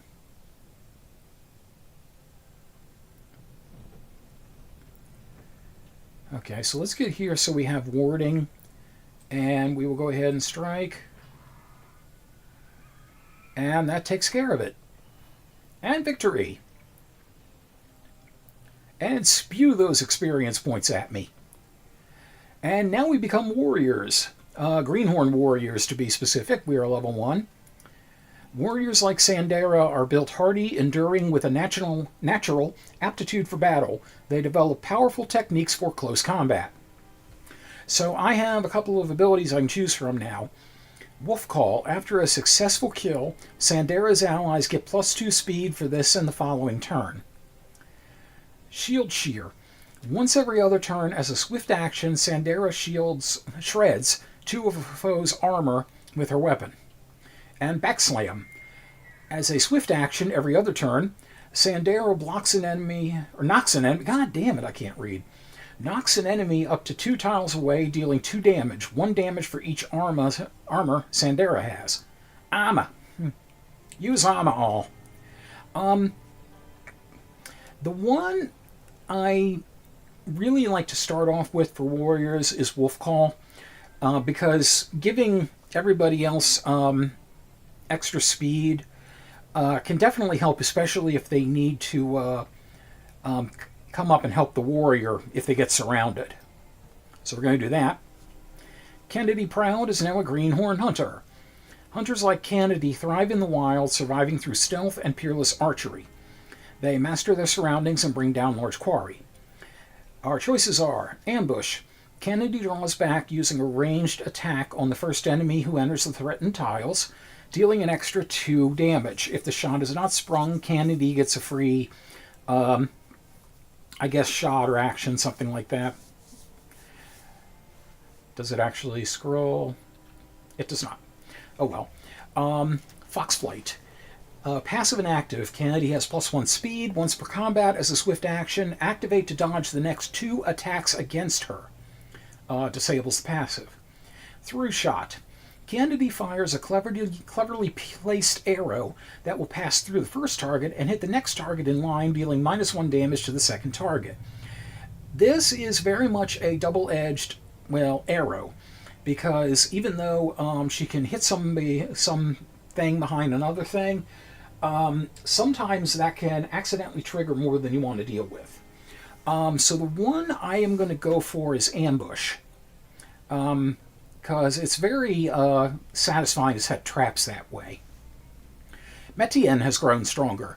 As a mystic, Metienne has acquired the knack for interfusing her spirit with earthly things, drawing on these bonds to enact formidable magics. Open mind. Median can interfuse with one additional target. Vigor flow. For each interfused object, Median's melee and ranged attacks gain +2 damage.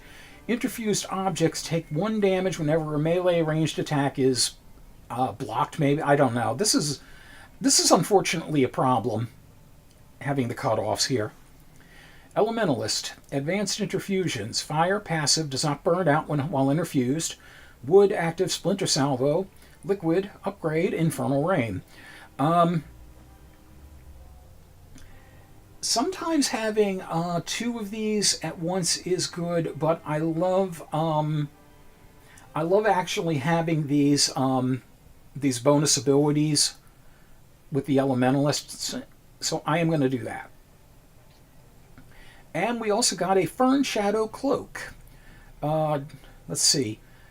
+5 dodge. The salt-forward style of storied Elnish mariners. I have no idea what an Elnish is, or Elnish are. But any of us can use this, or we can salvage these things and get materials. The problem is, once we assign this to somebody, that's it. It's theirs forever. I don't remember if I can actually salvage something if I'm replacing it. And if you salvage something, obviously you don't get the benefits and you can't remake it. But let's see, +5 dodge. I'm going to give that to someone who is most likely to be on the front lines, and that would be Sandera.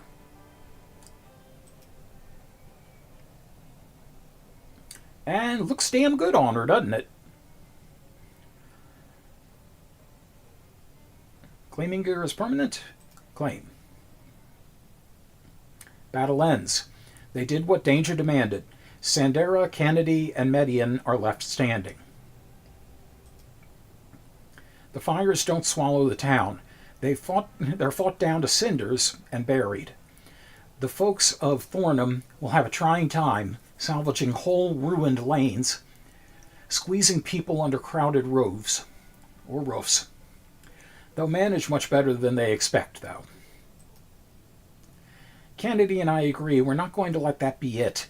Anyway, attempting to defend a whole town, knowing as little as we know, we'll die. But if we pursue these Dwarven, we'll have a chance to learn about them, and hopefully choose our battles. Everything seems a lot more tenuous than it did yesterday. Yeah. Thanks for weighing in. The Dwarven that attacked their homes had mostly moved on by the time any defense was roused. It means they can easily return, them or others, perhaps more and fiercer and with deadlier will. Let's go be who we have to be, right? Okay. Every company of heroes is called by at least one name, a name spoken or spelled in tradition and handed along ever after.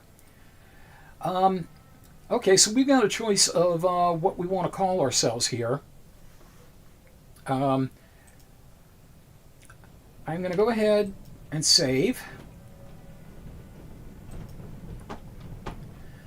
And here the storm I expected earlier in the day finally came. Okay, so hopefully everything will go wrong right here. But I think we will save the naming of the company for the next episode. In the meantime, remember, you don't always choose your battles. Sometimes your battles and your destiny chooses you. Take care, everyone. Until we game again.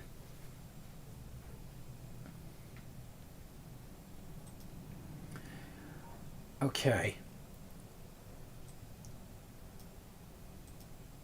Now, every once in a while I have issues when I switch off of the Steam Active window when it's a full screen, so hopefully that won't be the case this time around. But we shall see. So I'm going to go ahead and take the 20. Assuming the wind and the rain and the mud, the blood, the beer doesn't knock me completely off course, I will see you all in about 20.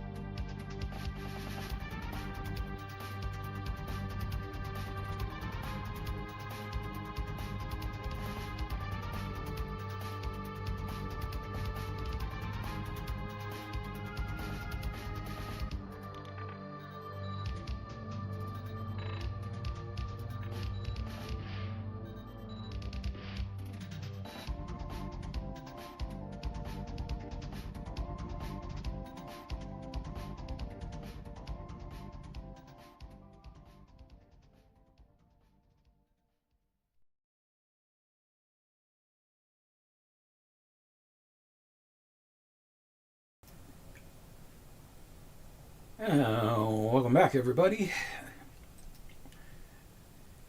Yeah, I thought the intermission was going to run a little longer than I expected, but yeah, I made it. Woohoo! Oh, dang it!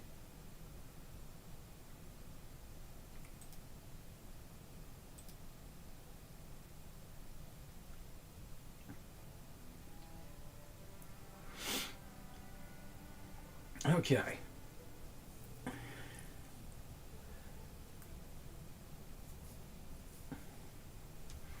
So, let me go ahead and take a quick swig and get the timer going.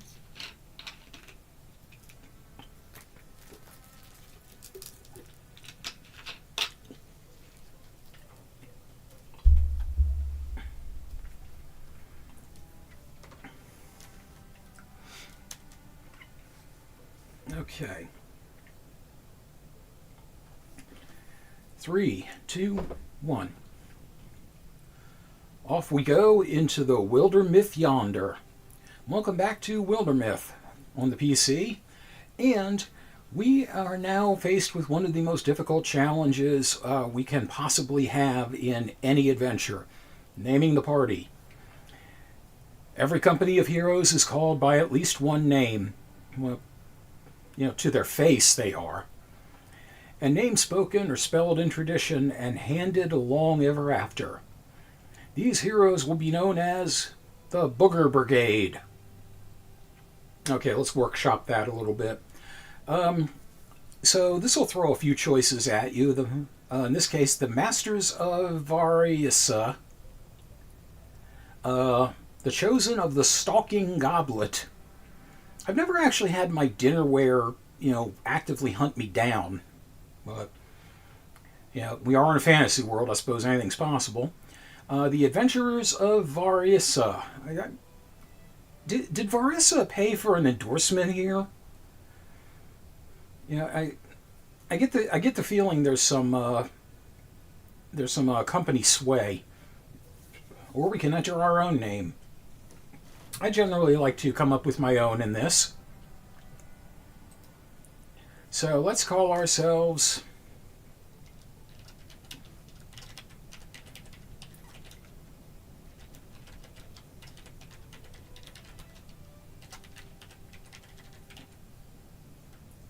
I was going to say the Sisterhood of the Traveling Pantaloons.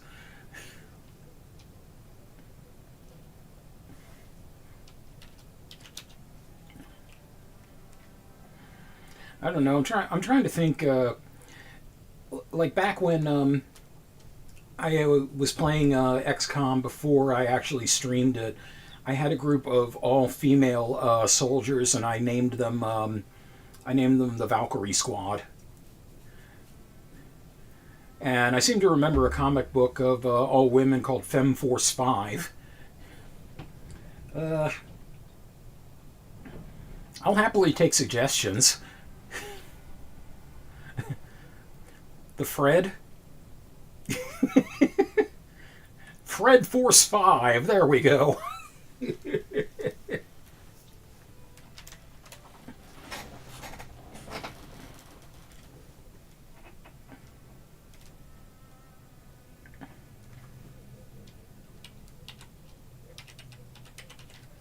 Okay, how about this?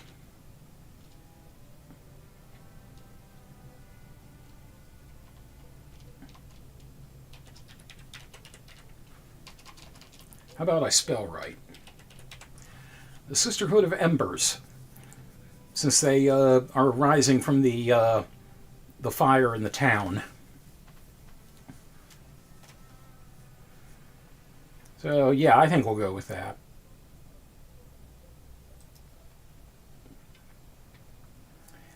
These are the stories of the Sisterhood of Embers, and so were the days of our lives. Be remembered. Remember, Embers. Over, Unger. Okay, so right now we are here in Thornham. We have a Stark and Dresses. do we got? None but stocking dresses. So this part out here doesn't matter yet, but it'll open up in one direction or another as things go on. These are places we can potentially scout right now. This is ocean, so I don't know why it's a highlighted option. This is where our eventual goal is, but we'll have to reach around and recruit, you know, search around and recruit. Yeah. So we got a couple of options here. We can prepare defense on this tile, which will be very good if we happen to have an incursion. Let's see. Right now there are no tiles infested, but eventually some tiles will have infestations. More than likely they're going to spread from this tile out to one of those two. And if things last long enough, it'll keep spreading, and they'll try to attack the town or attack the province and take it over. So that's helpful. There is also a recruit opportunity. Someone at Thornham wishes to join the Sisterhood of Embers. So we have a specific amount of legacy points up here that we've earned. Right now it's 4. We can spend 3 of that to basically get another member. Snark stockings. That's not bad. That's not bad. So as you can see, we're going to get some more stuff at the end of the chapter. I don't know how useful it's going to be to try to forge something. But I think the first thing I'm going to do is try to recruit somebody else, because 4 is better than 3. Okay. We're right here, and it will be 2 days to complete with all 3 of them.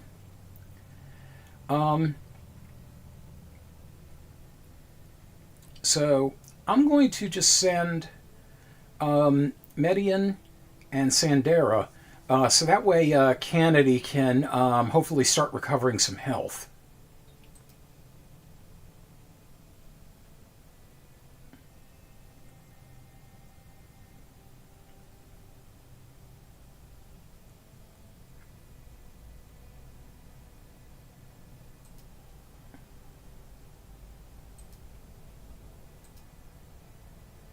Okay, so normally there would be some travel time, but we're already right there. And I actually can pick from my legacy people, but I'm just going to go with all new people.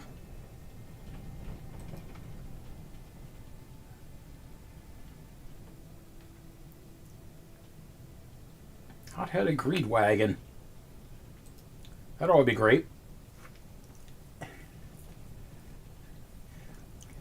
Sanine honey.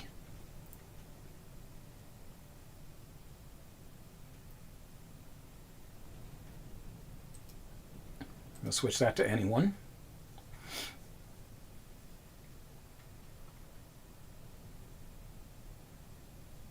Leave her looking as she does. We already got a hothead, so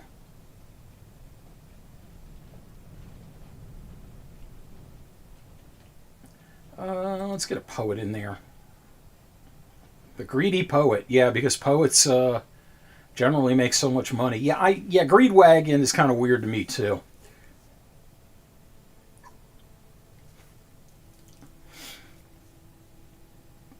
Okay. So yeah, I think that'll do it for her.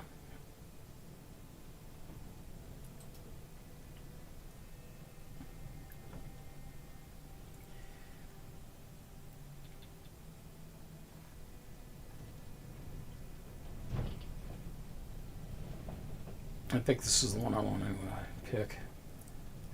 Wanted new recruits. And she's, well, she isn't even part of the party, and she's already spotted Solid Snake. Wanted new recruit for the Sisterhood of Embers. See far-flung locales, meet interesting people, and give your life the meaning it never had. Ask for Sandra Alifair at the Thornham Inn. Meet interesting people and kill them. How did they know? Okay, train Sanine as a warrior or hunter or a mystic. Generally speaking, since I could have up to 5 people at a time, I usually prefer to have 2 hunters and 2 mystics. She a country singer or she has a dual life. She's Shania Intwain. Let's see. So I think I'm going to start off with another hunter. You can't see me.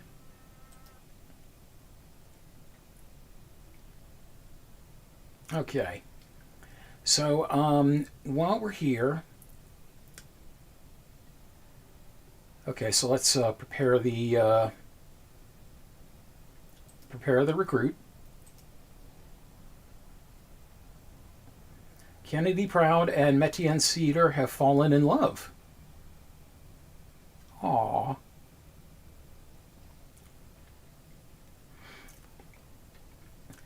Okay, and let's see, Greenhorn Hunter, let's see.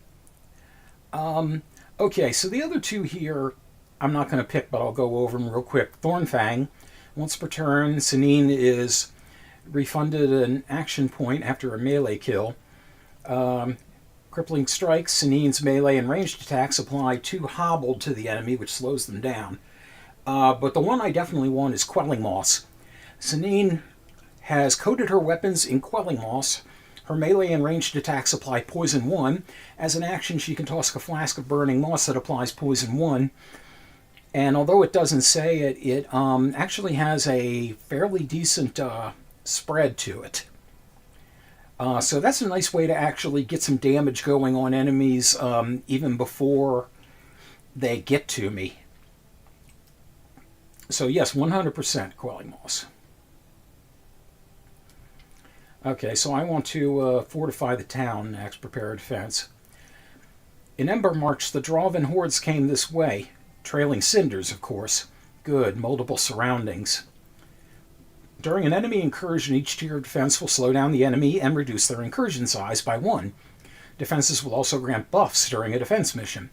Awful lot of shadows to hide in. So Tier 1, which is basically stack the furniture. Tier 2, which is dummies and build a log wall. Tier 3, set barb traps and such. Still, a thicker net only catches the coon's eye. A thicker nest. I imagine a net would, too. And then put her in pageants, yes. The new name sounds something like a 20-year-old would give their new baby, yeah, and put him in pageants. Yeah, probably. Here comes Honey Sanine. Okay, so I usually go with Tier 2 defenses. It's a nice compromise between the amount of time it takes to put them together and the ability that it'll hold up. And Sandera actually has labor times too from being a warrior. So hopefully this shouldn't take too bloody long.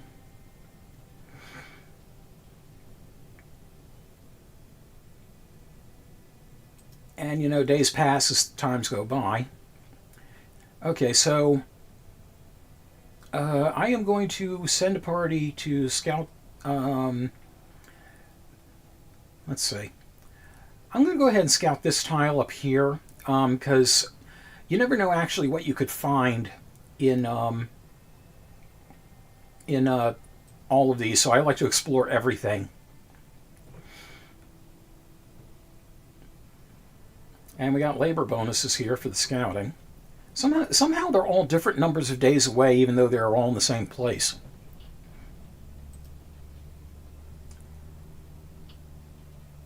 And move as a unit, and the scouting goes quicker. Shady Wilds has been revealed. Oh, Shady Wilds, is that where Dorothy always threatened to send Sophia on the Golden Girls? Well, I'm reaching way back for that one. Occupied by lurking Drawvin. Well, it won't be for long. Okay. Let's see. I already sent a party there. Okay. So, yeah. Let's go in and get done. Encounter heroes, arrive hostile site. So I got a bunch of them that I can potentially pick from here. I think Distant Thunder might be one of the transformation events. I'll try that. What was that lady's name we're supposed to keep an eye out for? Worrietta, I think. Worrietta. Yeah, don't worry, Etta, your pretty little head about it. From what I know of forest folk, they normally spread themselves out over the landscape. Maybe they secretly can't stand each other, who knows. These aren't exactly normal times, though. And her husband seemed concerned, anyway. Of course he is. Old Worrietta seems distracted, starts spending more and more time out in the ruins watching the goats, or so she says. I'd be concerned, too. Is that the story? Morning Glory. Sometimes she wouldn't even come home at night. The guy seems at a loss. Sounds like they needed better communication, I said. Or it sounded, one of them two. How do you get people to tell you these things? Sit still for 5 minutes is all. People have all sorts of stuff twisted up inside them. Like small intestines, for example. Clouds grow like lichen over the sky. They pick their way through the building bones until a shout rings out from the... They pick their way through the building bones until a shout rings out from close by. It's tiny-ass print. Yes, it is. I really need to read these things and then read them. I am embarrassed that I am having this much trouble, reading. I mean, that's part of what I went to college for Christ's sake. Come on, come on. Up the hill, a woman stands against a monument. Her gaze darts between the sky, come on, and the shadows of approaching Drawvin. That's a hell of a shadow. I had no idea. I didn't think the thing was that big. Or is this just foreground perspective? Choose. Get around her quickly, or let's sneak in while she's got their attention. I say get around her. The Sisterhood of Embers rushes towards the monument, as depicted.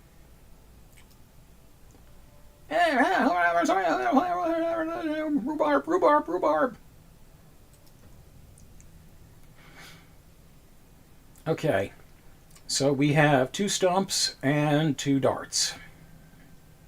All right, and let's see what we're dealing with here at the start. Okay, so we're at a flam. Okay, so she's actually got something to work with, so not too bad. And there's Neen, Sandra, and Sandara, and Median. Usually, if I have characters I'm working with, I try not to make them. I try not to make their names start with the same first letter. It's just a peeve of mine. But I totally forgot in that case. But oh well.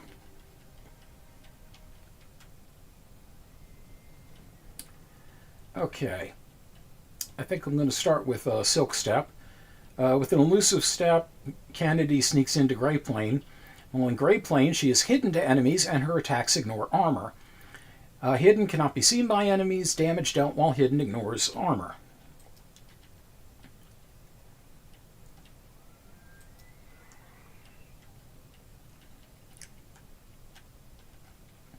The only problem is if she's out of actions by doing that. So that'll be that for that.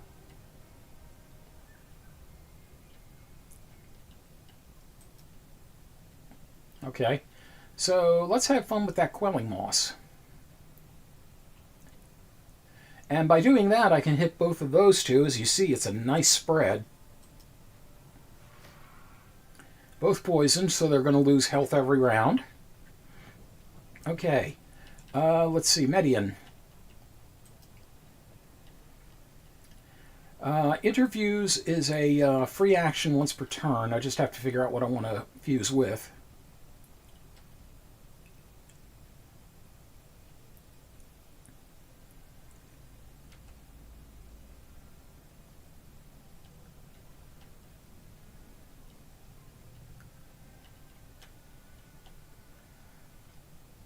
Okay, I'm going to fuse with the log. And let's see, Splinter Blast, and see if I can I get both of them? I cannot, but he ain't going to be happy. Yeah, that wrecked his arm or something fierce too, so.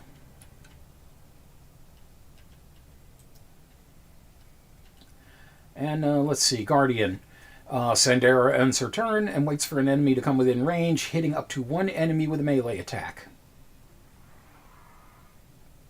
And those two are cowering. Very good.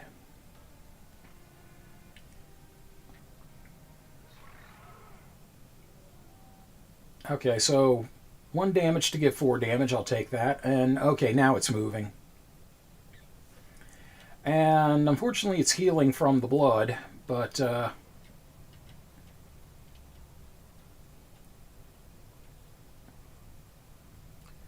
okay, so I'm going to start with her. Okay, I can get rid of him, so let's do that. And now everybody has additional speed.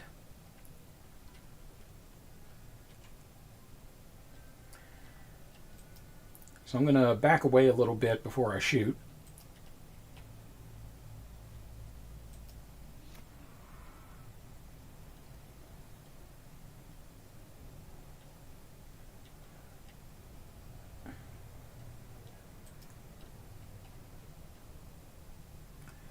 Let's see.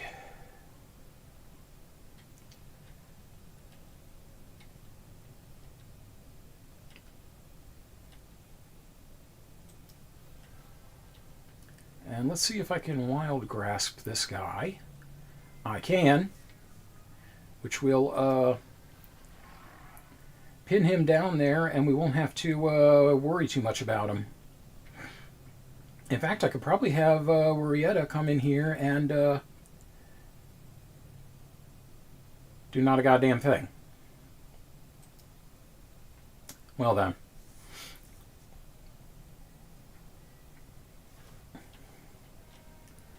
That didn't work out quite as well as I'd hoped.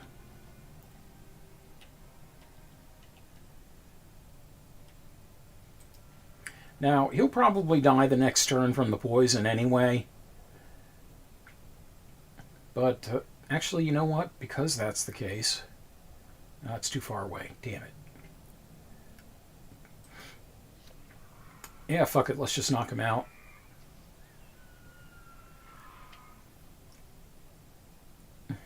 Dodged. 1 damage.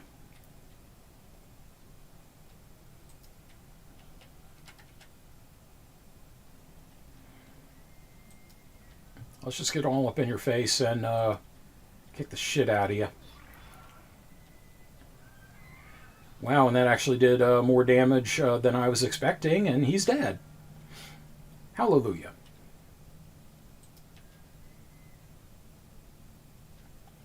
Yeah, the way to tell for sure if you can hit something is if the tile turns a brighter color and they start bopping back and forth.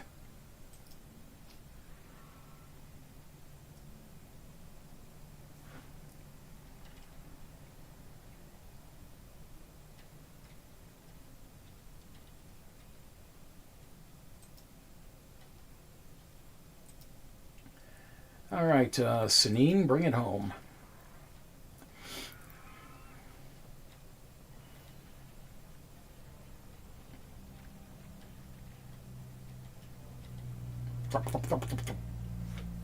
And we have a Stormflint Pauldron. Potency 0.7. I'm trying to remember what potency does. But I think that's... I don't think that's damage. I think it might have something to do with magic, so I'm going to go ahead and give it to Median.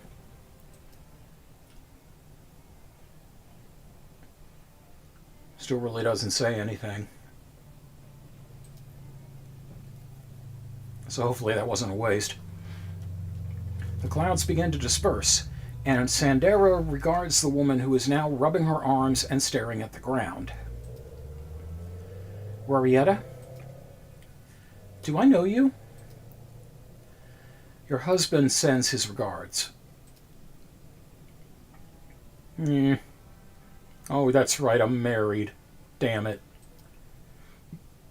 So what's the story? Watching the goats? Watching the detectives? Don't get cute. Intimidating geometry was my 5th period class. Yeah. Any kind of math really is intimidating.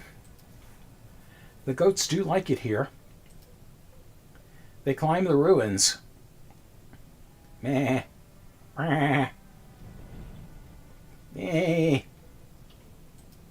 I want my agent.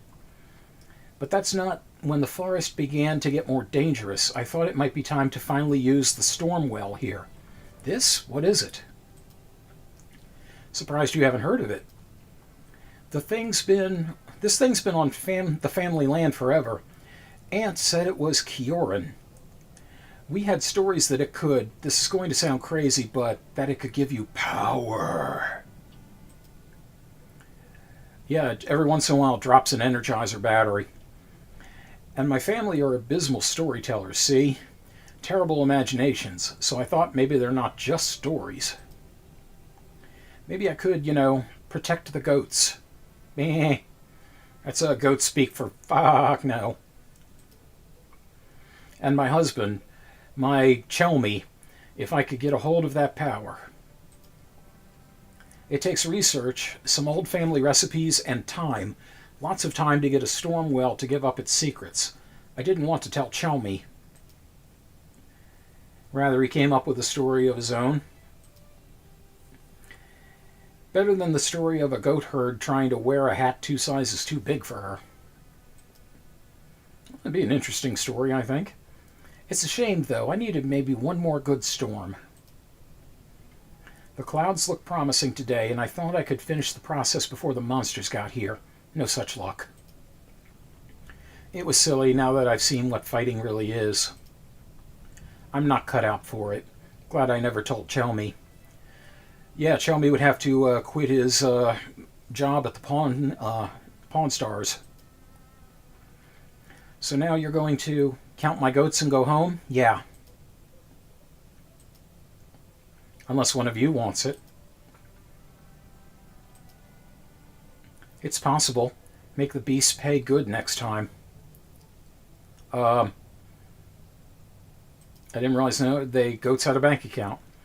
The sky's clearing now, but if you want to take me up on it, come back sometime. Ask for Worrietta Flam. Chelmy, too. We'll feed you, put you up, give you otherworldly powers, forest folk hospitality, Meh. Coke doesn't think much of it.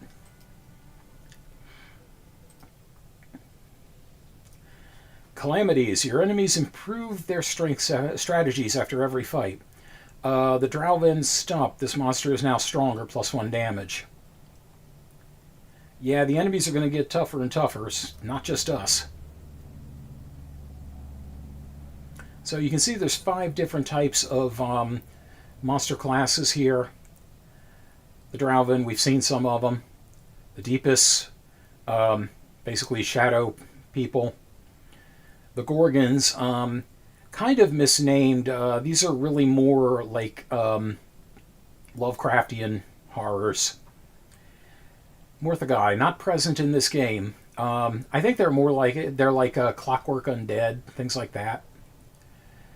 Thrixel. Actually, these might be the Lovecraftian horrors. I'll have to see. I don't know why. I don't know why the Morthagai aren't present. I thought it was going to throw everything at me. Okay.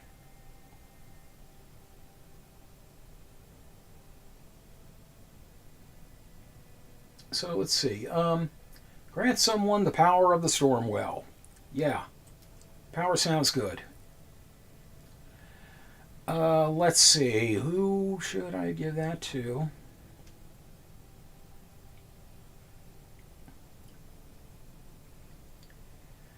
Um,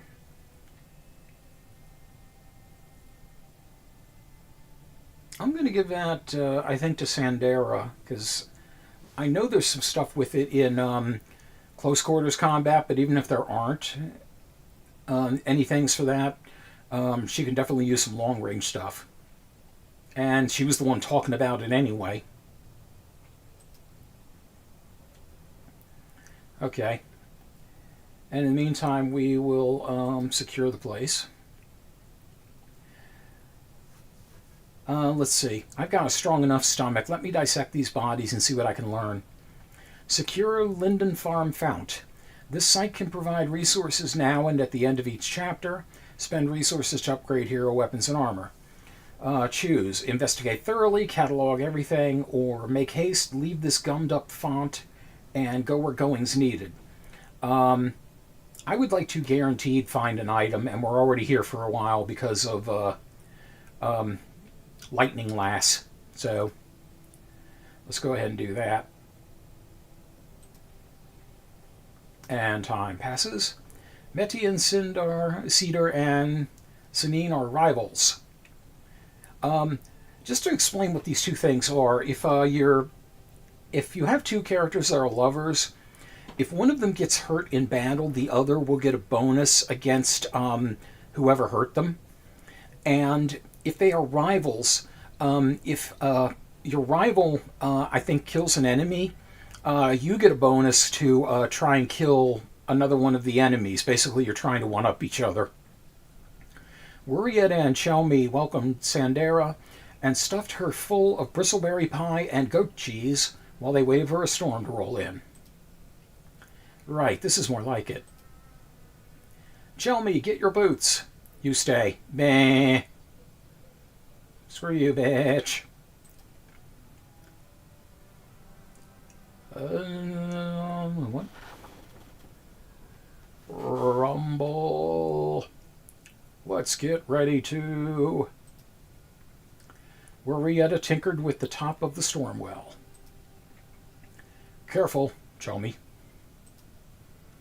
Worrietta. Give me careful. Beat your little... Rumble.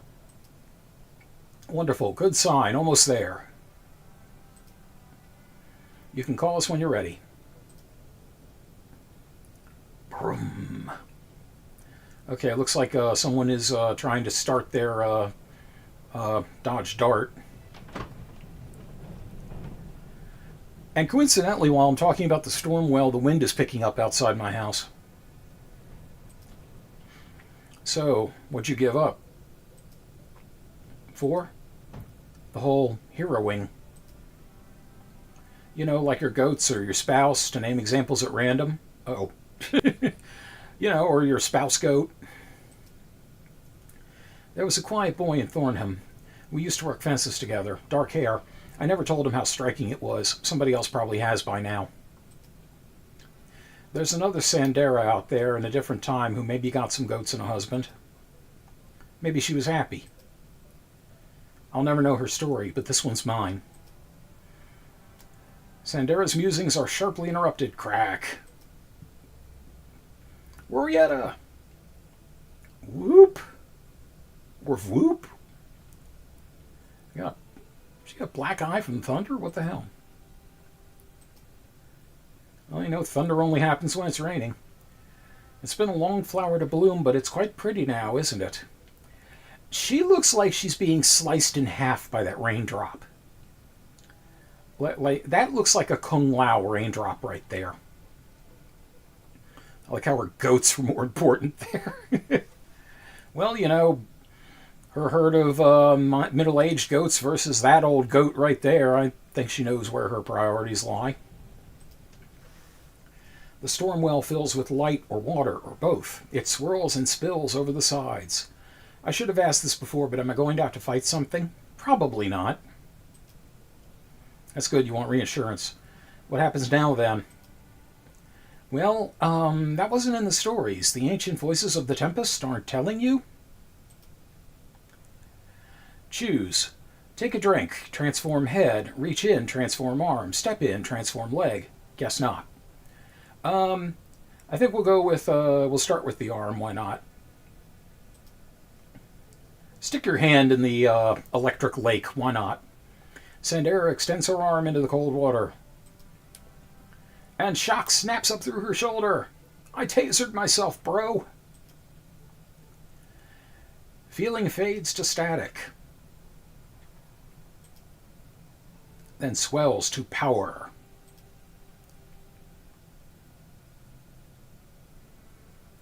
Now you're playing with power. You think that would have looked good on me? Might have made milking goats harder. They might be into it, you don't know. Okay, so we're going to continue our search now. Secure site completed. A thorough delving through the mysteries of Linden Farm Fount has proven rewarding. Yeah, fine. Now let's get on to the next fight. Linden Farm Fount will return to the hands of the common folk while they tend it. This site will provide resources at the end of each chapter. Hides 1, spell threads 2. And I think it said we found something. Sunseeder knee pads. Knee protection with a bit of flair. Stunt chance. Stunt, as you saw before, is essentially critical chance. So I think I'm going to give that to one of the two archers.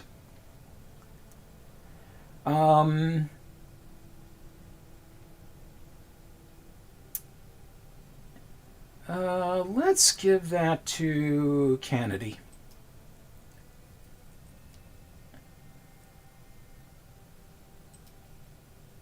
Okay.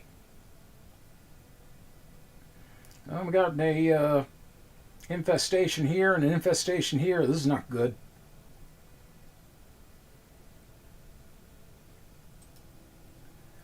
Okay, so I'm going to do just a tier 1 defense, I think. This is where I'd meet them if I had my choice. Downwind most days, which is ideal. Is it worrying that there's graves in this grove? Oh, the grove graves. That's where the graves grow. But I'd have to study the viability of a... Okay, so we're just going to do tier 1 defenses, something nice and quick. Because I don't want to let those other things linger too long. Okay, so we got Thrixel down there. We got Drowvin down there. Okay. So let's go ahead and... I'll hit the forge later when I have more to work with. Let's go ahead and... I'll tell you what, we will go ahead and send a scout to that party next time. So, in the meantime, friends, lovers, rivals, lend me your ears. Take care. Until we game again. Cut. Yes, another quality outro from yours truly.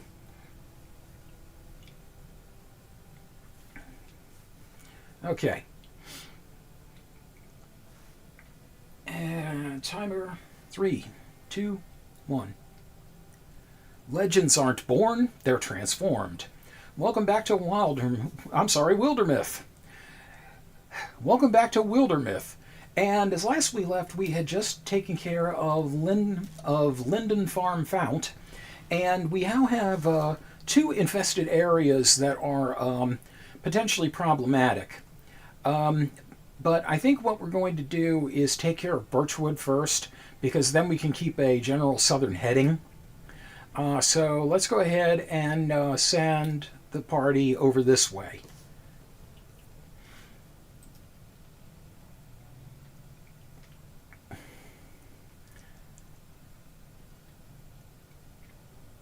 Okay, so we got a couple of options here. Patrol. Send a party to clear the infestation at this tile. This will decrease the strength of the associated threat by 1. Or Assault. Strength 5 plus 1 from infested tiles. Might as well try to get some of the problem out of the way first. So yes, let's go ahead and patrol. Calamities. Your enemies advance their plans over time. So yeah, as time goes by, things will pop up or strengthen. So sometimes you get brand new enemies like this. Sometimes you get enemies with bonus. Let's see, Stormthroat 1. I don't remember what their specialty is. The Thrust, which we haven't seen yet, extra damage, plus 1 damage.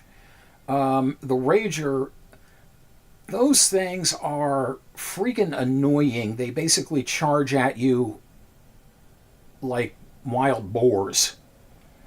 The Woken, we haven't seen the Deepest yet, but the Woken hobble enemy, successful attacks hobble the target. Now I've got legacy points to spend. I can use 1 to cancel out any of these cards, or I could just let it go as it is. I think I will try to, let's see, my immediate problems are with Thrixel and Draven, so this may not be the wisest move, but I think I'm going to leave these two alone for right now. And you know what? I think I'm just going to go ahead and let everything go as it is. Because I'm going to need those legacy points if I have another recruitment come up. Okay. Continue. Let's let our patrolling go. Okay, Birchwood has been cleared of infestation, but notice that does not mean it's clear of enemies. That's what the assault on Thorn Nook will do. And we got everybody present. Hey ho, let's go. So let's see. When we fight entanglement.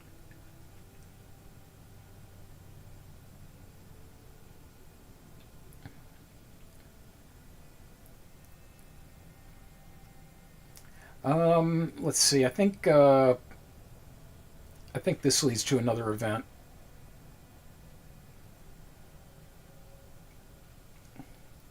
Heart of Stone. Old formed caverns stretch beneath Thorn Nook. Median, don't fall in a random crack. I'll carry you, dear, anywhere you like. Aww. Only their back barking echoes answer them. Yeah. So I hate it when dogs back bark. Damn upstart dogs. Wait, where's Median? Don't tell me she's wandered off. I don't know. I could certainly imagine it. Anything can catch that woman's eye. Here we are with one bird of light. Hey, we can drive it home with one bird of light. They scour their steps for the last sign of Median. Oh, here's where she went. I'd bet anything. An almost triangular crevice, and beyond is a tight twisting tunnel. A tight twisting tunnel of tongue twisters. Below them in the coldening ground in the fungal glow. And it's not as if I can entirely be blamed. They were going too fast for all the things I wanted to look at. I'm not reckless is the point. I'm studious. Under blade-sharp stones, a wider space, a firmer shine. There's a powerful smell, a heart smell, the heart of the mountain. I have no idea what a heart actually smells like. I remember seeing one like in 7th grade biology class, and I touched it, but I didn't want to smell it. I don't know, maybe a heart smells like stale chocolates. Meddy in the red shirt, entirely possible. No, Meddy in the red dress. And at first glance, she thinks a massive gray man is hunched over a blue-white flame. But she realizes, what is that? Unfamiliar language seems to twitch and change on every surface. An artifact of the cavern religions, I'd say you are. Of course, I'd listen if you wanted to correct me. I wonder how sorry you'd be to lose that jewel. Oh yes, lots of good things come from this. Choose. Blame my inquisitive mind, I guess. Median pries out the gem. Even our heirloom gods deserve their dignity. Median pays it small honor and goes. Median mixes minds with the old grim statue. Hope you're not a shy rock. I don't remember which one actually triggers the thing here. If I remember correctly, it's like a stone person transformation.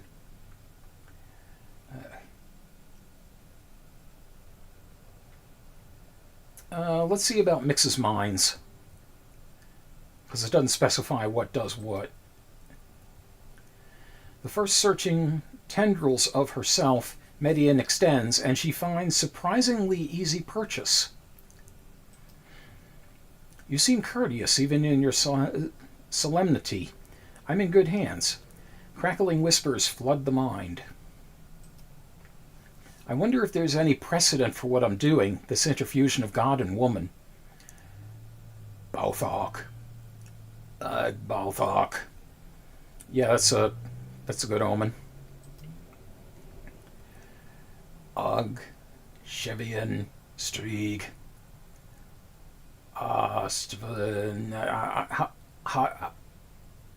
Dosvidanya, whatever that says. Astian. Astruivs. God is accurate, right? Describing your nature. You're one of the gods we left behind. Then words came, etched themselves on the cave walls of her consciousness. Hallowed are the hills, the underhills, the canyons in the crust. Canyons in the...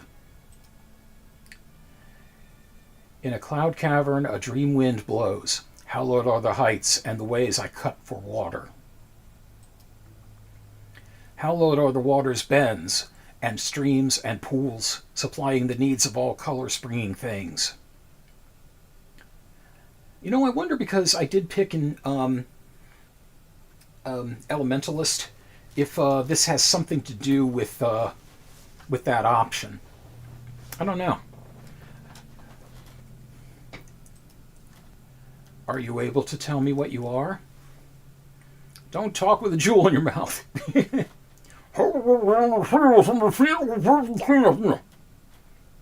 I visited the rock dentist and he left the crystal cotton balls. When the first rock divided, there was the spirit I am from. There is no fit measure for the power I wield. I originated. I was creation's own idea. But no, where there is a shape, a blade has been. Hallowed are the hands that out of the makeless, solid, trim space for existence. Deep. Whipping back around her is the air and matter of the cave. The statue's eyes have dulled. Tacitly, maybe, you're giving me a charge.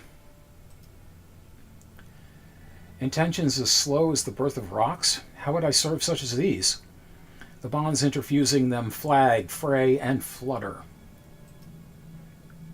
But there's something now gleaming on the ground.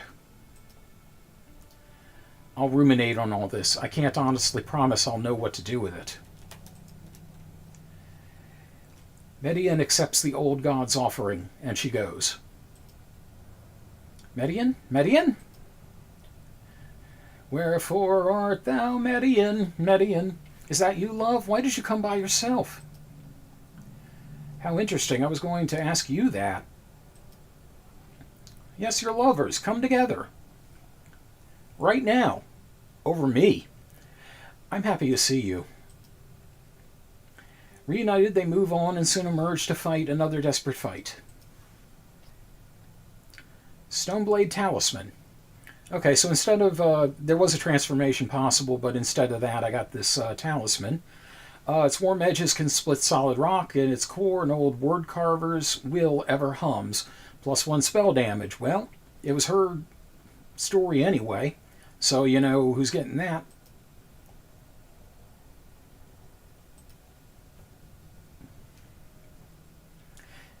I tend to give the special rewards to whoever was actually in the story. I just feel it works better from a continuity perspective. But yeah, the spellcaster would have to get that one regardless, which in this case is the mystic. Fortitude, all heroes +2 temporary hit points. Okay, yeah, you can get a favorable or an unfavorable result from some of these things depending on how you approach them. Let's see. Storm throat, turning its nose to the earth and sky, it hunts, it seeks, it bellows like a thundercloud, it slices, it dices, it juliennes for eyes, can even cut this tin can in half. So I'm not sure exactly what the storm throat does. That may actually be a variation of wolf call, but I'll have to see. All right, so we're all over on this side.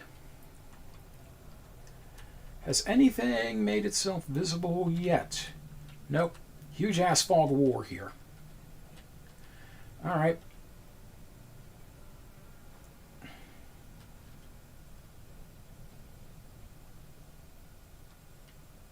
Okay. I'm going to go ahead and move Kennedy up here. I'm going to go ahead and set her up for an ambush.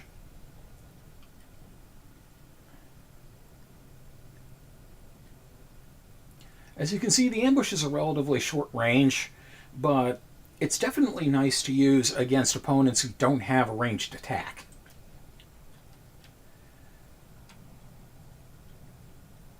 Alright, meanwhile I'm going to move Sanine up here, and we got ourselves an enemy. Probably too far away to do anything with.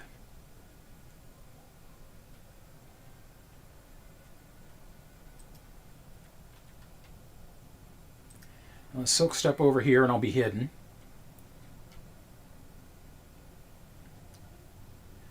Okay, let's see. I'm going to move Median over this way and see what I can interfuse with. Stones, discus, tree, stone, discus. Okay, so I'll get that interfuse ready, and I'll go ahead and end her turn.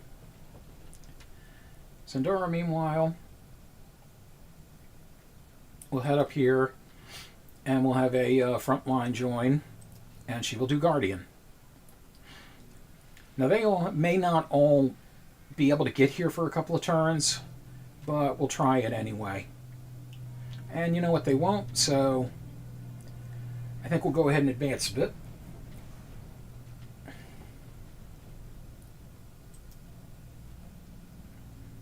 And we'll set up an ambush again.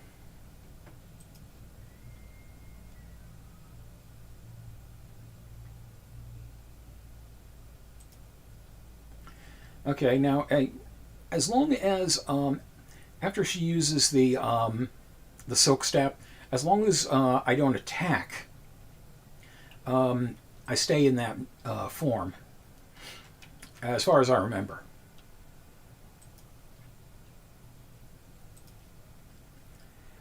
Sometimes you have to go through a few turns before everything comes together.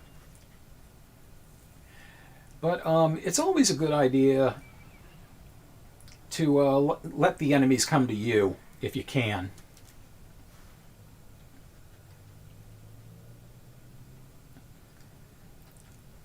Okay, so she has a prepared shot as a free action. She'll go ahead and use on him. And let's see if we can take him out. One blocked, but one damage.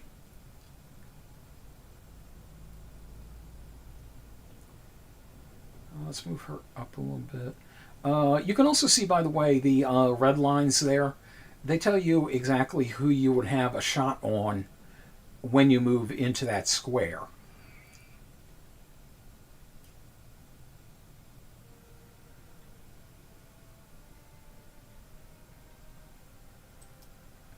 Okay.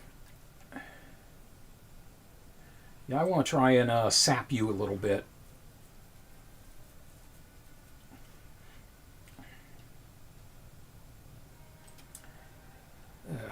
Okay, you need to die. Here, let's discuss it.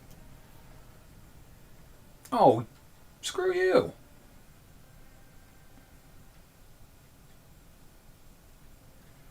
Okay, well, I'll tell you what, because I know you're coming down here.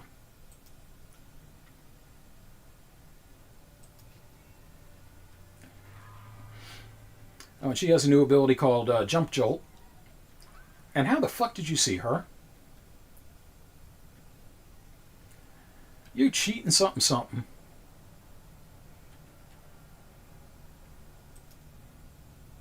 Oh shit, I moved the wrong person. God damn it.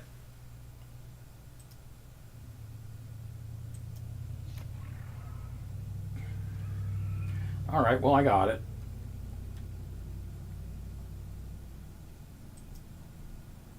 I'm going to move you back here.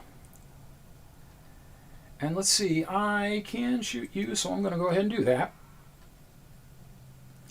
You can't really poison him twice, but I think you can inflict more poison damage on your shot.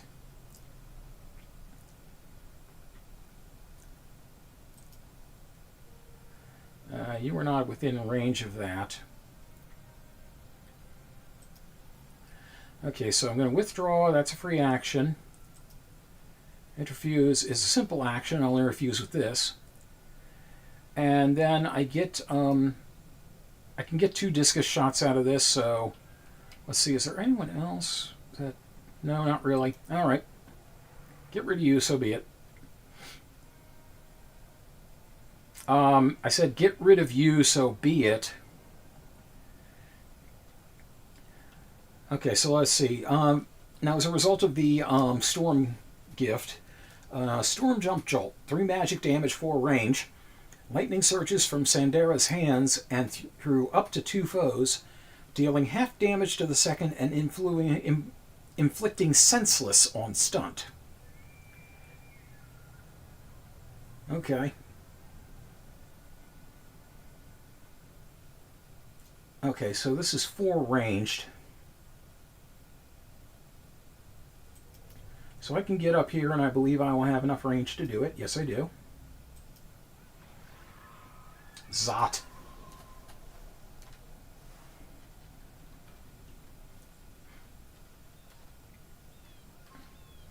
Harass. Stormthroat Bird and Battle Yell, which gives it another action, apparently. Stormthroat Bird. Minus speed, take 1 shredder damage at start of turn, can be removed by self or ally. Okay. So, yeah, first thing we gotta do is get this thing to piss off. And now that I'm pissed off,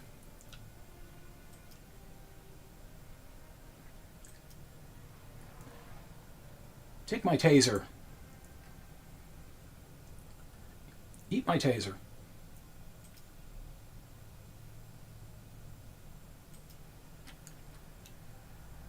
This thing has got to go away.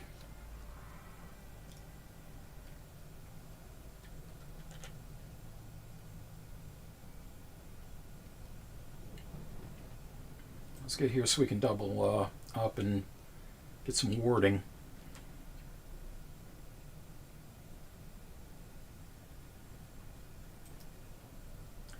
Good old Quelling Moss.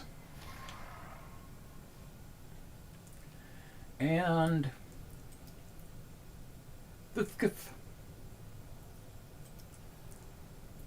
you asshole.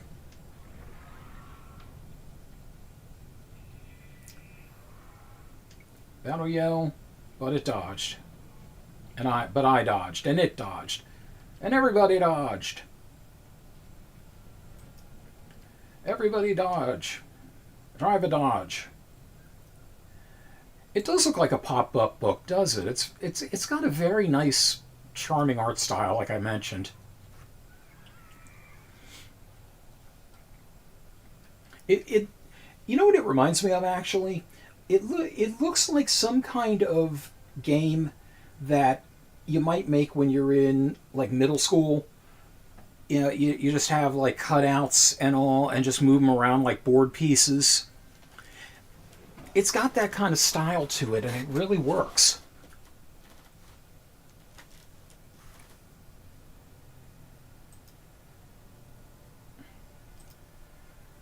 Shoot, and fuck you. And I thought that was going to... Oh, I thought that was going to do it in. Well, hell.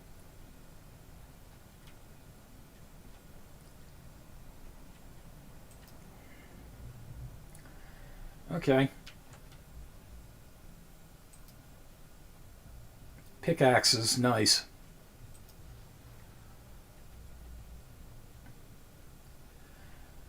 Barrage. Tools are torn into a deadly whirl, rending targets in a nearby area with their tooly teeth. I always loved the idea of somebody like Bullseye from Marvel Comics, who's a master of pretty much any thrown weapon, just cornering Daredevil in a hardware store and, you know, going nuts with the, you know, 10-penny nails and the circular saws, you know, and like throwing hammers claw first, end over end.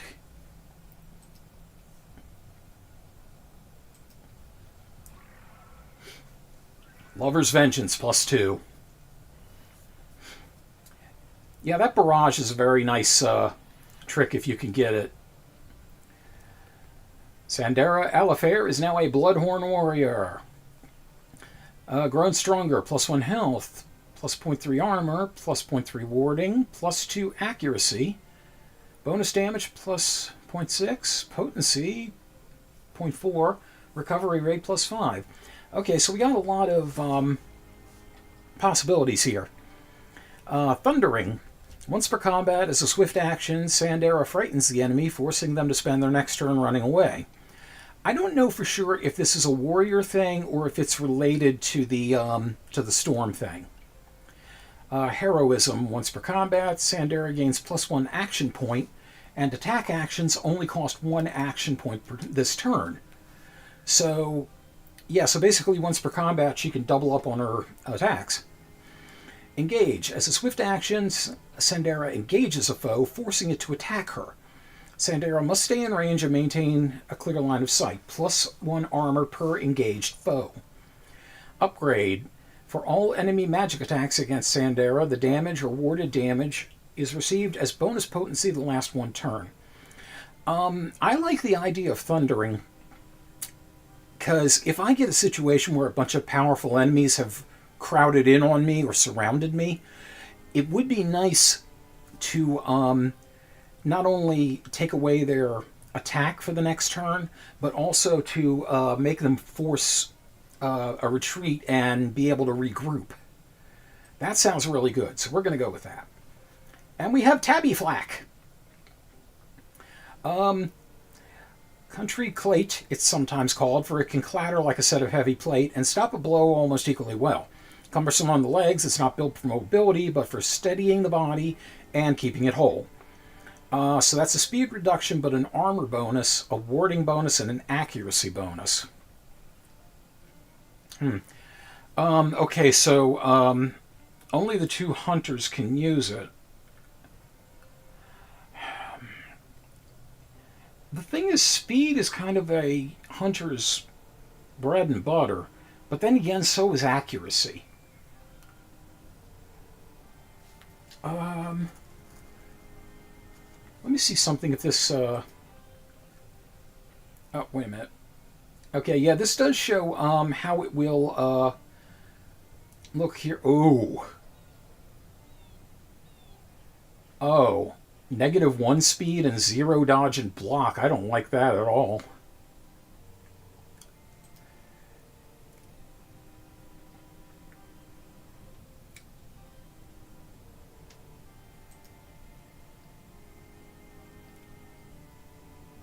Wait a second.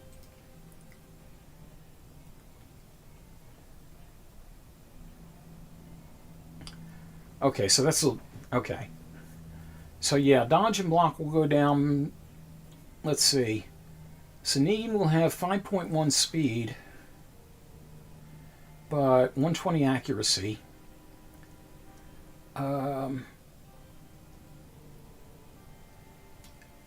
Kennedy would have 4.4 speed and 115 accuracy. I think I'm actually going to give this to Sanine. Now that I looked at it and I remembered a little better. I think you can. You can either sell stuff or you can take stuff apart at the forge and use it to make new stuff. One of the two. Possibly both. I think for this, this would actually get them closer in stats to each other. And that actually is helpful for me because it's difficult to keep, when I have two of the same type of characters, if they are closer to even in stats, it makes it easier than trying to remember, okay, who's the faster one here? So I think I'll go ahead and give this to Sanine.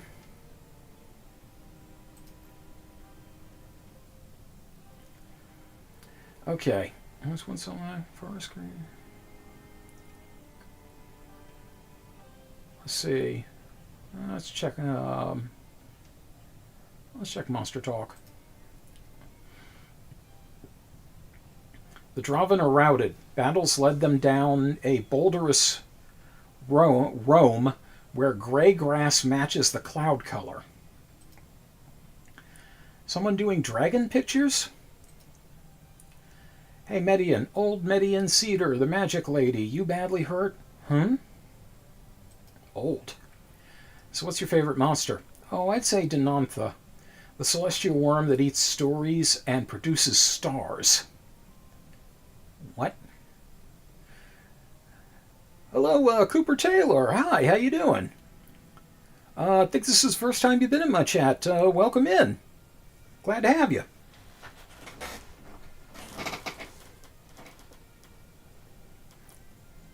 I could be wrong. I've been wrong before.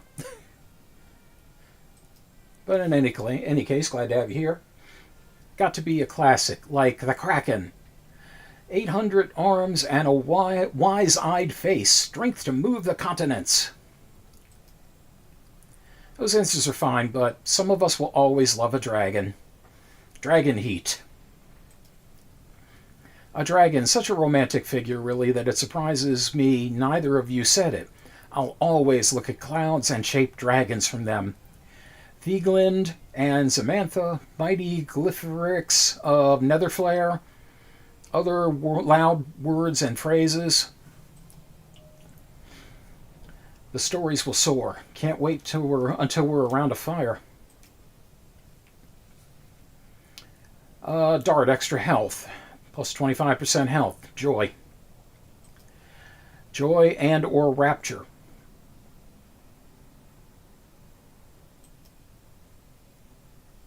And got the monster view there, and you see the card view.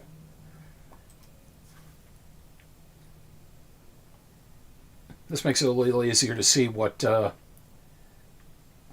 bonuses they might have. Okay, so we are going to go ahead and secure. I've got a strong enough stomach. Let me dissect these bodies. Let's see. Investigate thoroughly. Catalog everything. Burn what's not useful. Get it shipshape. I always want to try to find an item. So hopefully this won't bite me in the ass while those infestations are down there.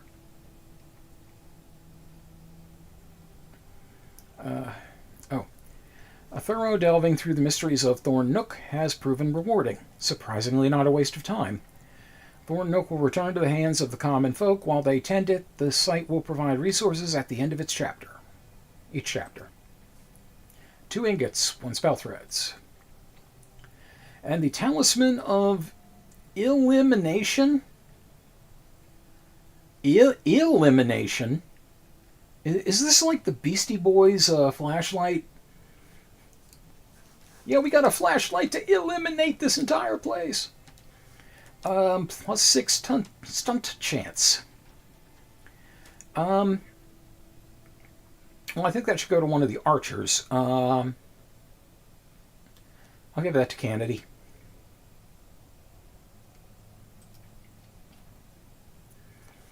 Talisman of Courage.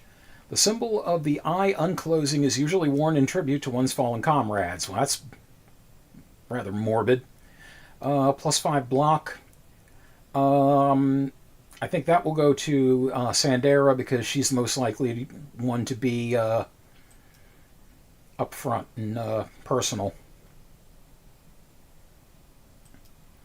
You take sick leave? Well, maybe I did. Chances seem good we'd get an approach through here. Dense pines, good shade. Partial to this part of the world, but this particular place? Pshaw. But I kind of think, who needs defenses? I do. Especially with incursions potentially coming right at me. So let's see. 115 until next Calamity card. 248 until next incursion. Spawn rate times 1.2 from 3 infested tiles. 1, 2, 3 right there. And that one's going to get infested, I'm sure. Okay, so I'm going to take a little different tactic here. What I'm going to do, I'm going to scout both of these tiles and try to nullify the incursions and then deal with them one at a time. So let's send everybody.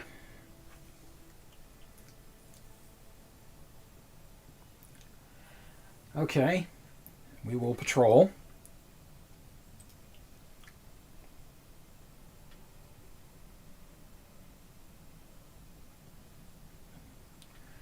Okay, and that brings it down. Okay, now we will go ahead and scout over here.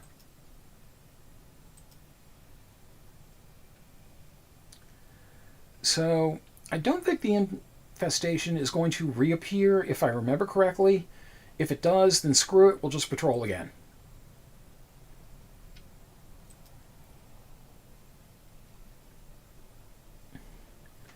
Okay. Needed elsewhere, the scattered self, slave for love. Let's try the scattered self. I don't think I've ever seen that one. Median undertakes a weird angling and spontaneous journey. Yeah, why not?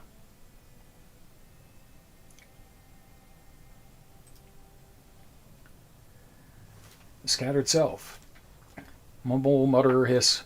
It's one of those modest, hopeful nights. Nothing's going wrong in a week. Down Fraggle Rock. That our mindscapes have their own geography. Ranges of thought, forests of figment, lakes of longing, and mires of prejudice. To quest among these inner climes is just as daring a venture as the traditional hero's journey. Hey, love, someone said you fell in the river. You okay? God damn, she's just... Rivers, caves, everything. Median? A doctor's text. Dr. Wrath, his name is. He's a Marvel villain. Impressively turbid ideas. Someone tossed it in the water, which forced... I had to retrieve it. Oh, absolutely you had to. Like a very obligated frog, yes. The question is, what was it that did the frog prodding? Yeah, anybody have any thoughts on that? What was it that did the frog prodding? You know, I was kicked out of some of the nicer schools for the frog prodding. Curiosity, a book-fond conscience, or a firmer, more foreign hand? I didn't think she was the bookworm or bookish person, or maybe she is. I've forgotten now.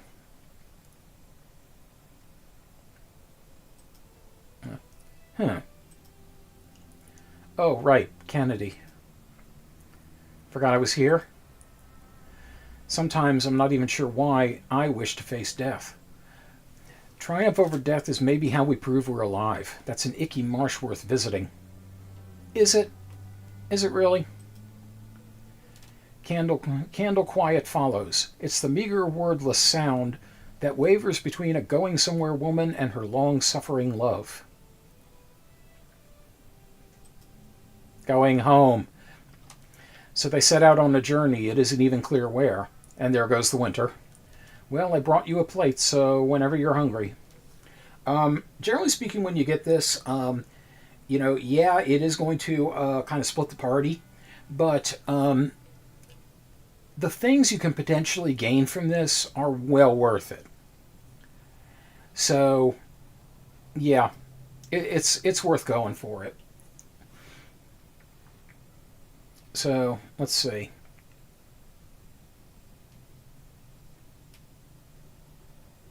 So as you can see, I can only have 3 heroes here at a max, and I have to use Median and Kennedy.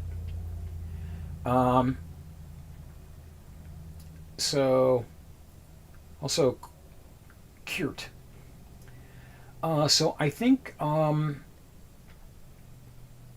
what I am going to do, I'm going to leave Sandera behind because I don't want to have one person patrolling on their own in an infested tile. That's never smart. But opportunity knocks.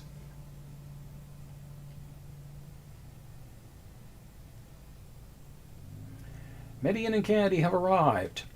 The journey often seems directionless to Kennedy.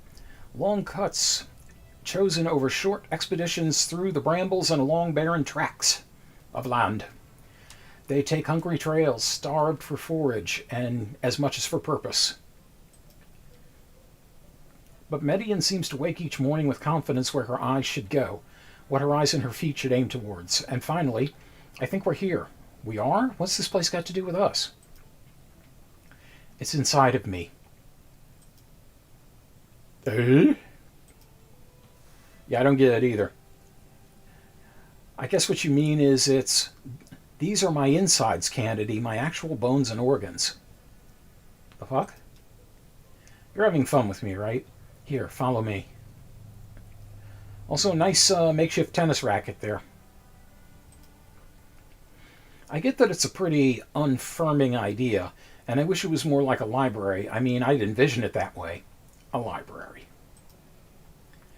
You'd see my heart like a great dictionary of feelings, beating its leather covers together in the shade of my sternum, and otherwise shelves and shelves into all the distances of thought, and we'd row around the shelves on canals, my veins, my blood. And that would really wreck the floors. Instead of that, though, it's here, an earthy, damp scramble of rocks, woods, and wax flies. Intrinsically, I imagine our bodies and the earth are reflections of each other, Kennedy. Okay, I'll stay on this wagon with you, I suppose. Yes, love, but behold, a pig has come. Boy, if I had a nickel for all the times I said that to my girlfriend. It makes itself known to them, shuffling its hindquarters. It purses its ears. Guggle. Yeah, she's the poet, and she is very consciously aware of that fact. Amazing. Is it? Ghoul, ghoul. Pig of my insides.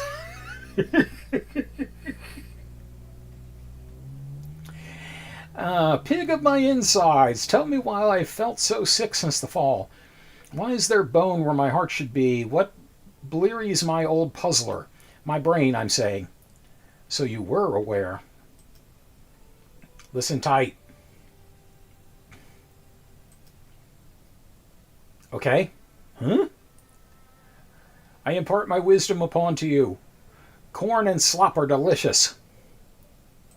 That'll do. You crave enlightenment, but loveless knowing makes a mind unpliant. Oh, and while I've got you, don't eat so much cheese. It's why you're constipated.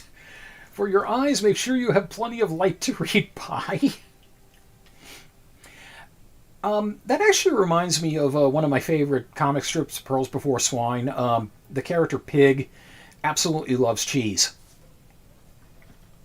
Like it's his favorite thing, but he also kind of perversely likes BLTs. And finally, kill the parasite beings that are digging around in your body matter. That's actually most of the problem. Median, what? Right, I wondered if it was the pair of queens. Well, usually if you have a pair of queens, you're in good shape. Unless somebody has three of a kind. Median, what's Lycan the pig? Or what's the pair or whatever? Sight problem? Did somebody hack the site? Those bacteria dragons, see? Gnawing my spleen. Yusk, yask. Oh, spleen, it's delicious. Remember that it's my insides, Kennedy. Be careful where you pepper arrows. Yes, love. Disperse the bacteria things like doctors. And tell me if this is crazy, but what if we just try talking to the disease? Like a starve a cold, bore a fever.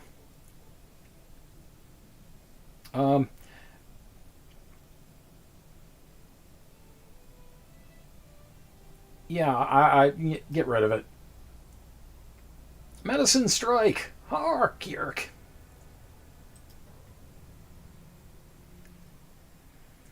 Intimidation. All foes suffer 2 damage to start the mission. Nice. Infection. An anthropomorphized disease? Let's just kill it, I guess. Well, nice to know we got down to brass tacks quickly. Holy goddamn that thing. Fortunately, not a lot of vigor to it.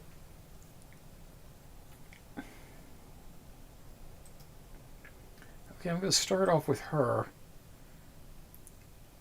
Let's see, books. A nice tool barrage should help us.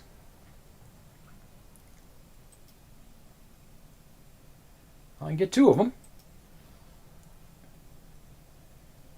I could have gotten 2 of them. Frickin'. Oh, good God, this is going to suck.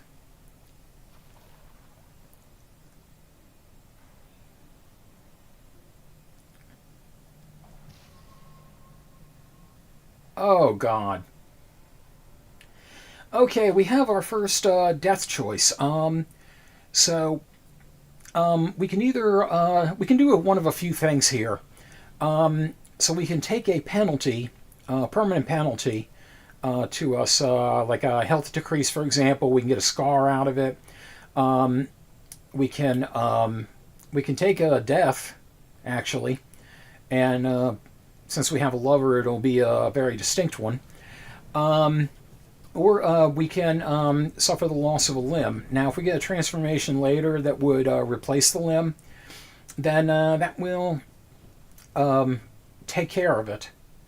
But you know what? I think I'm going to go ahead and take an eye. One eye goes dark like a candle prematurely snuffed. Median fights the sensation that she's swimming, fights to stay on her feet. Few of us get through life unscathed. Now's no time to give up. Minus 15 accuracy this campaign. Arg, someone's going to pay for that. Median dies, deal 13 damage. Okay. So let's go ahead and deal with the accuracy and see if we can recover this. Median feels her way back to safety. There's so much she still has to live for, so much ahead of her she can make it through today. Others have fared worse. At least I survived. Which leaves Kennedy all alone. I forgot about that part. And the infections have grown stronger.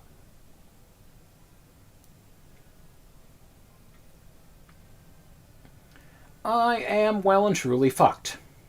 I should have tried talking to the disease. Boy, I didn't think I'd say that sentence when I woke up this morning. Alright. Well, let's at least get back here, and then that'll force him to deal with me one at a time.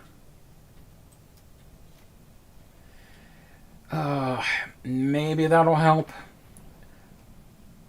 Or they could just break through the barriers. That's a possibility, too. Oh, Christ.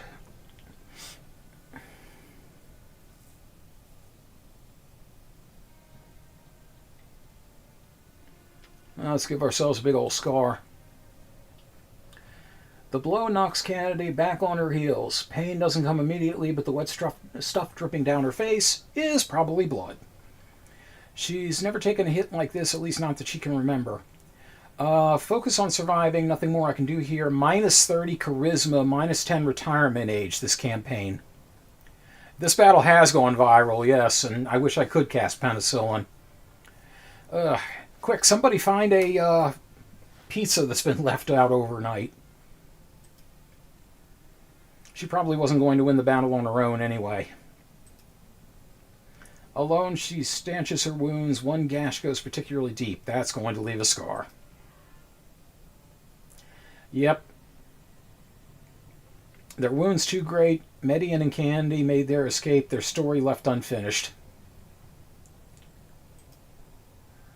Oh well. That kind of thing is going to happen sometimes.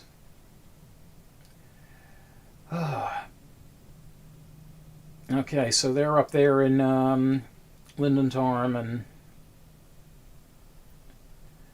and the other two are still down here. And the place got infested again while we were doing that.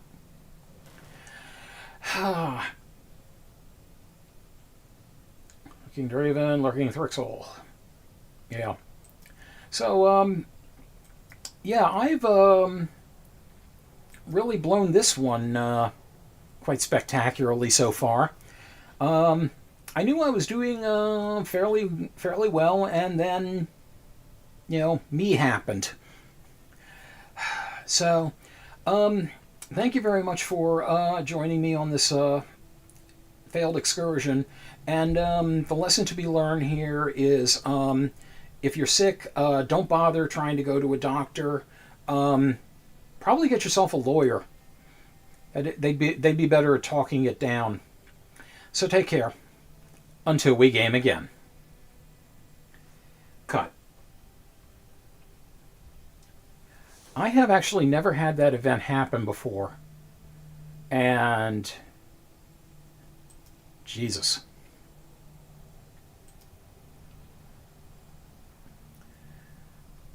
Okay then. All right, so we'll end as usual with the reading of the Patreons. Mike Panza, Rick in Baltimore, Viceroy Scorn, D. Ioti, Jumpy Cat, Shin Majin, the post-production contributions of Matthew Carr Anderson, and of course all of my Lycanthro fans all over the place. So thank you very much for joining me here. And as you can imagine, because of the size of Wildermyth, it will go on for quite a good while.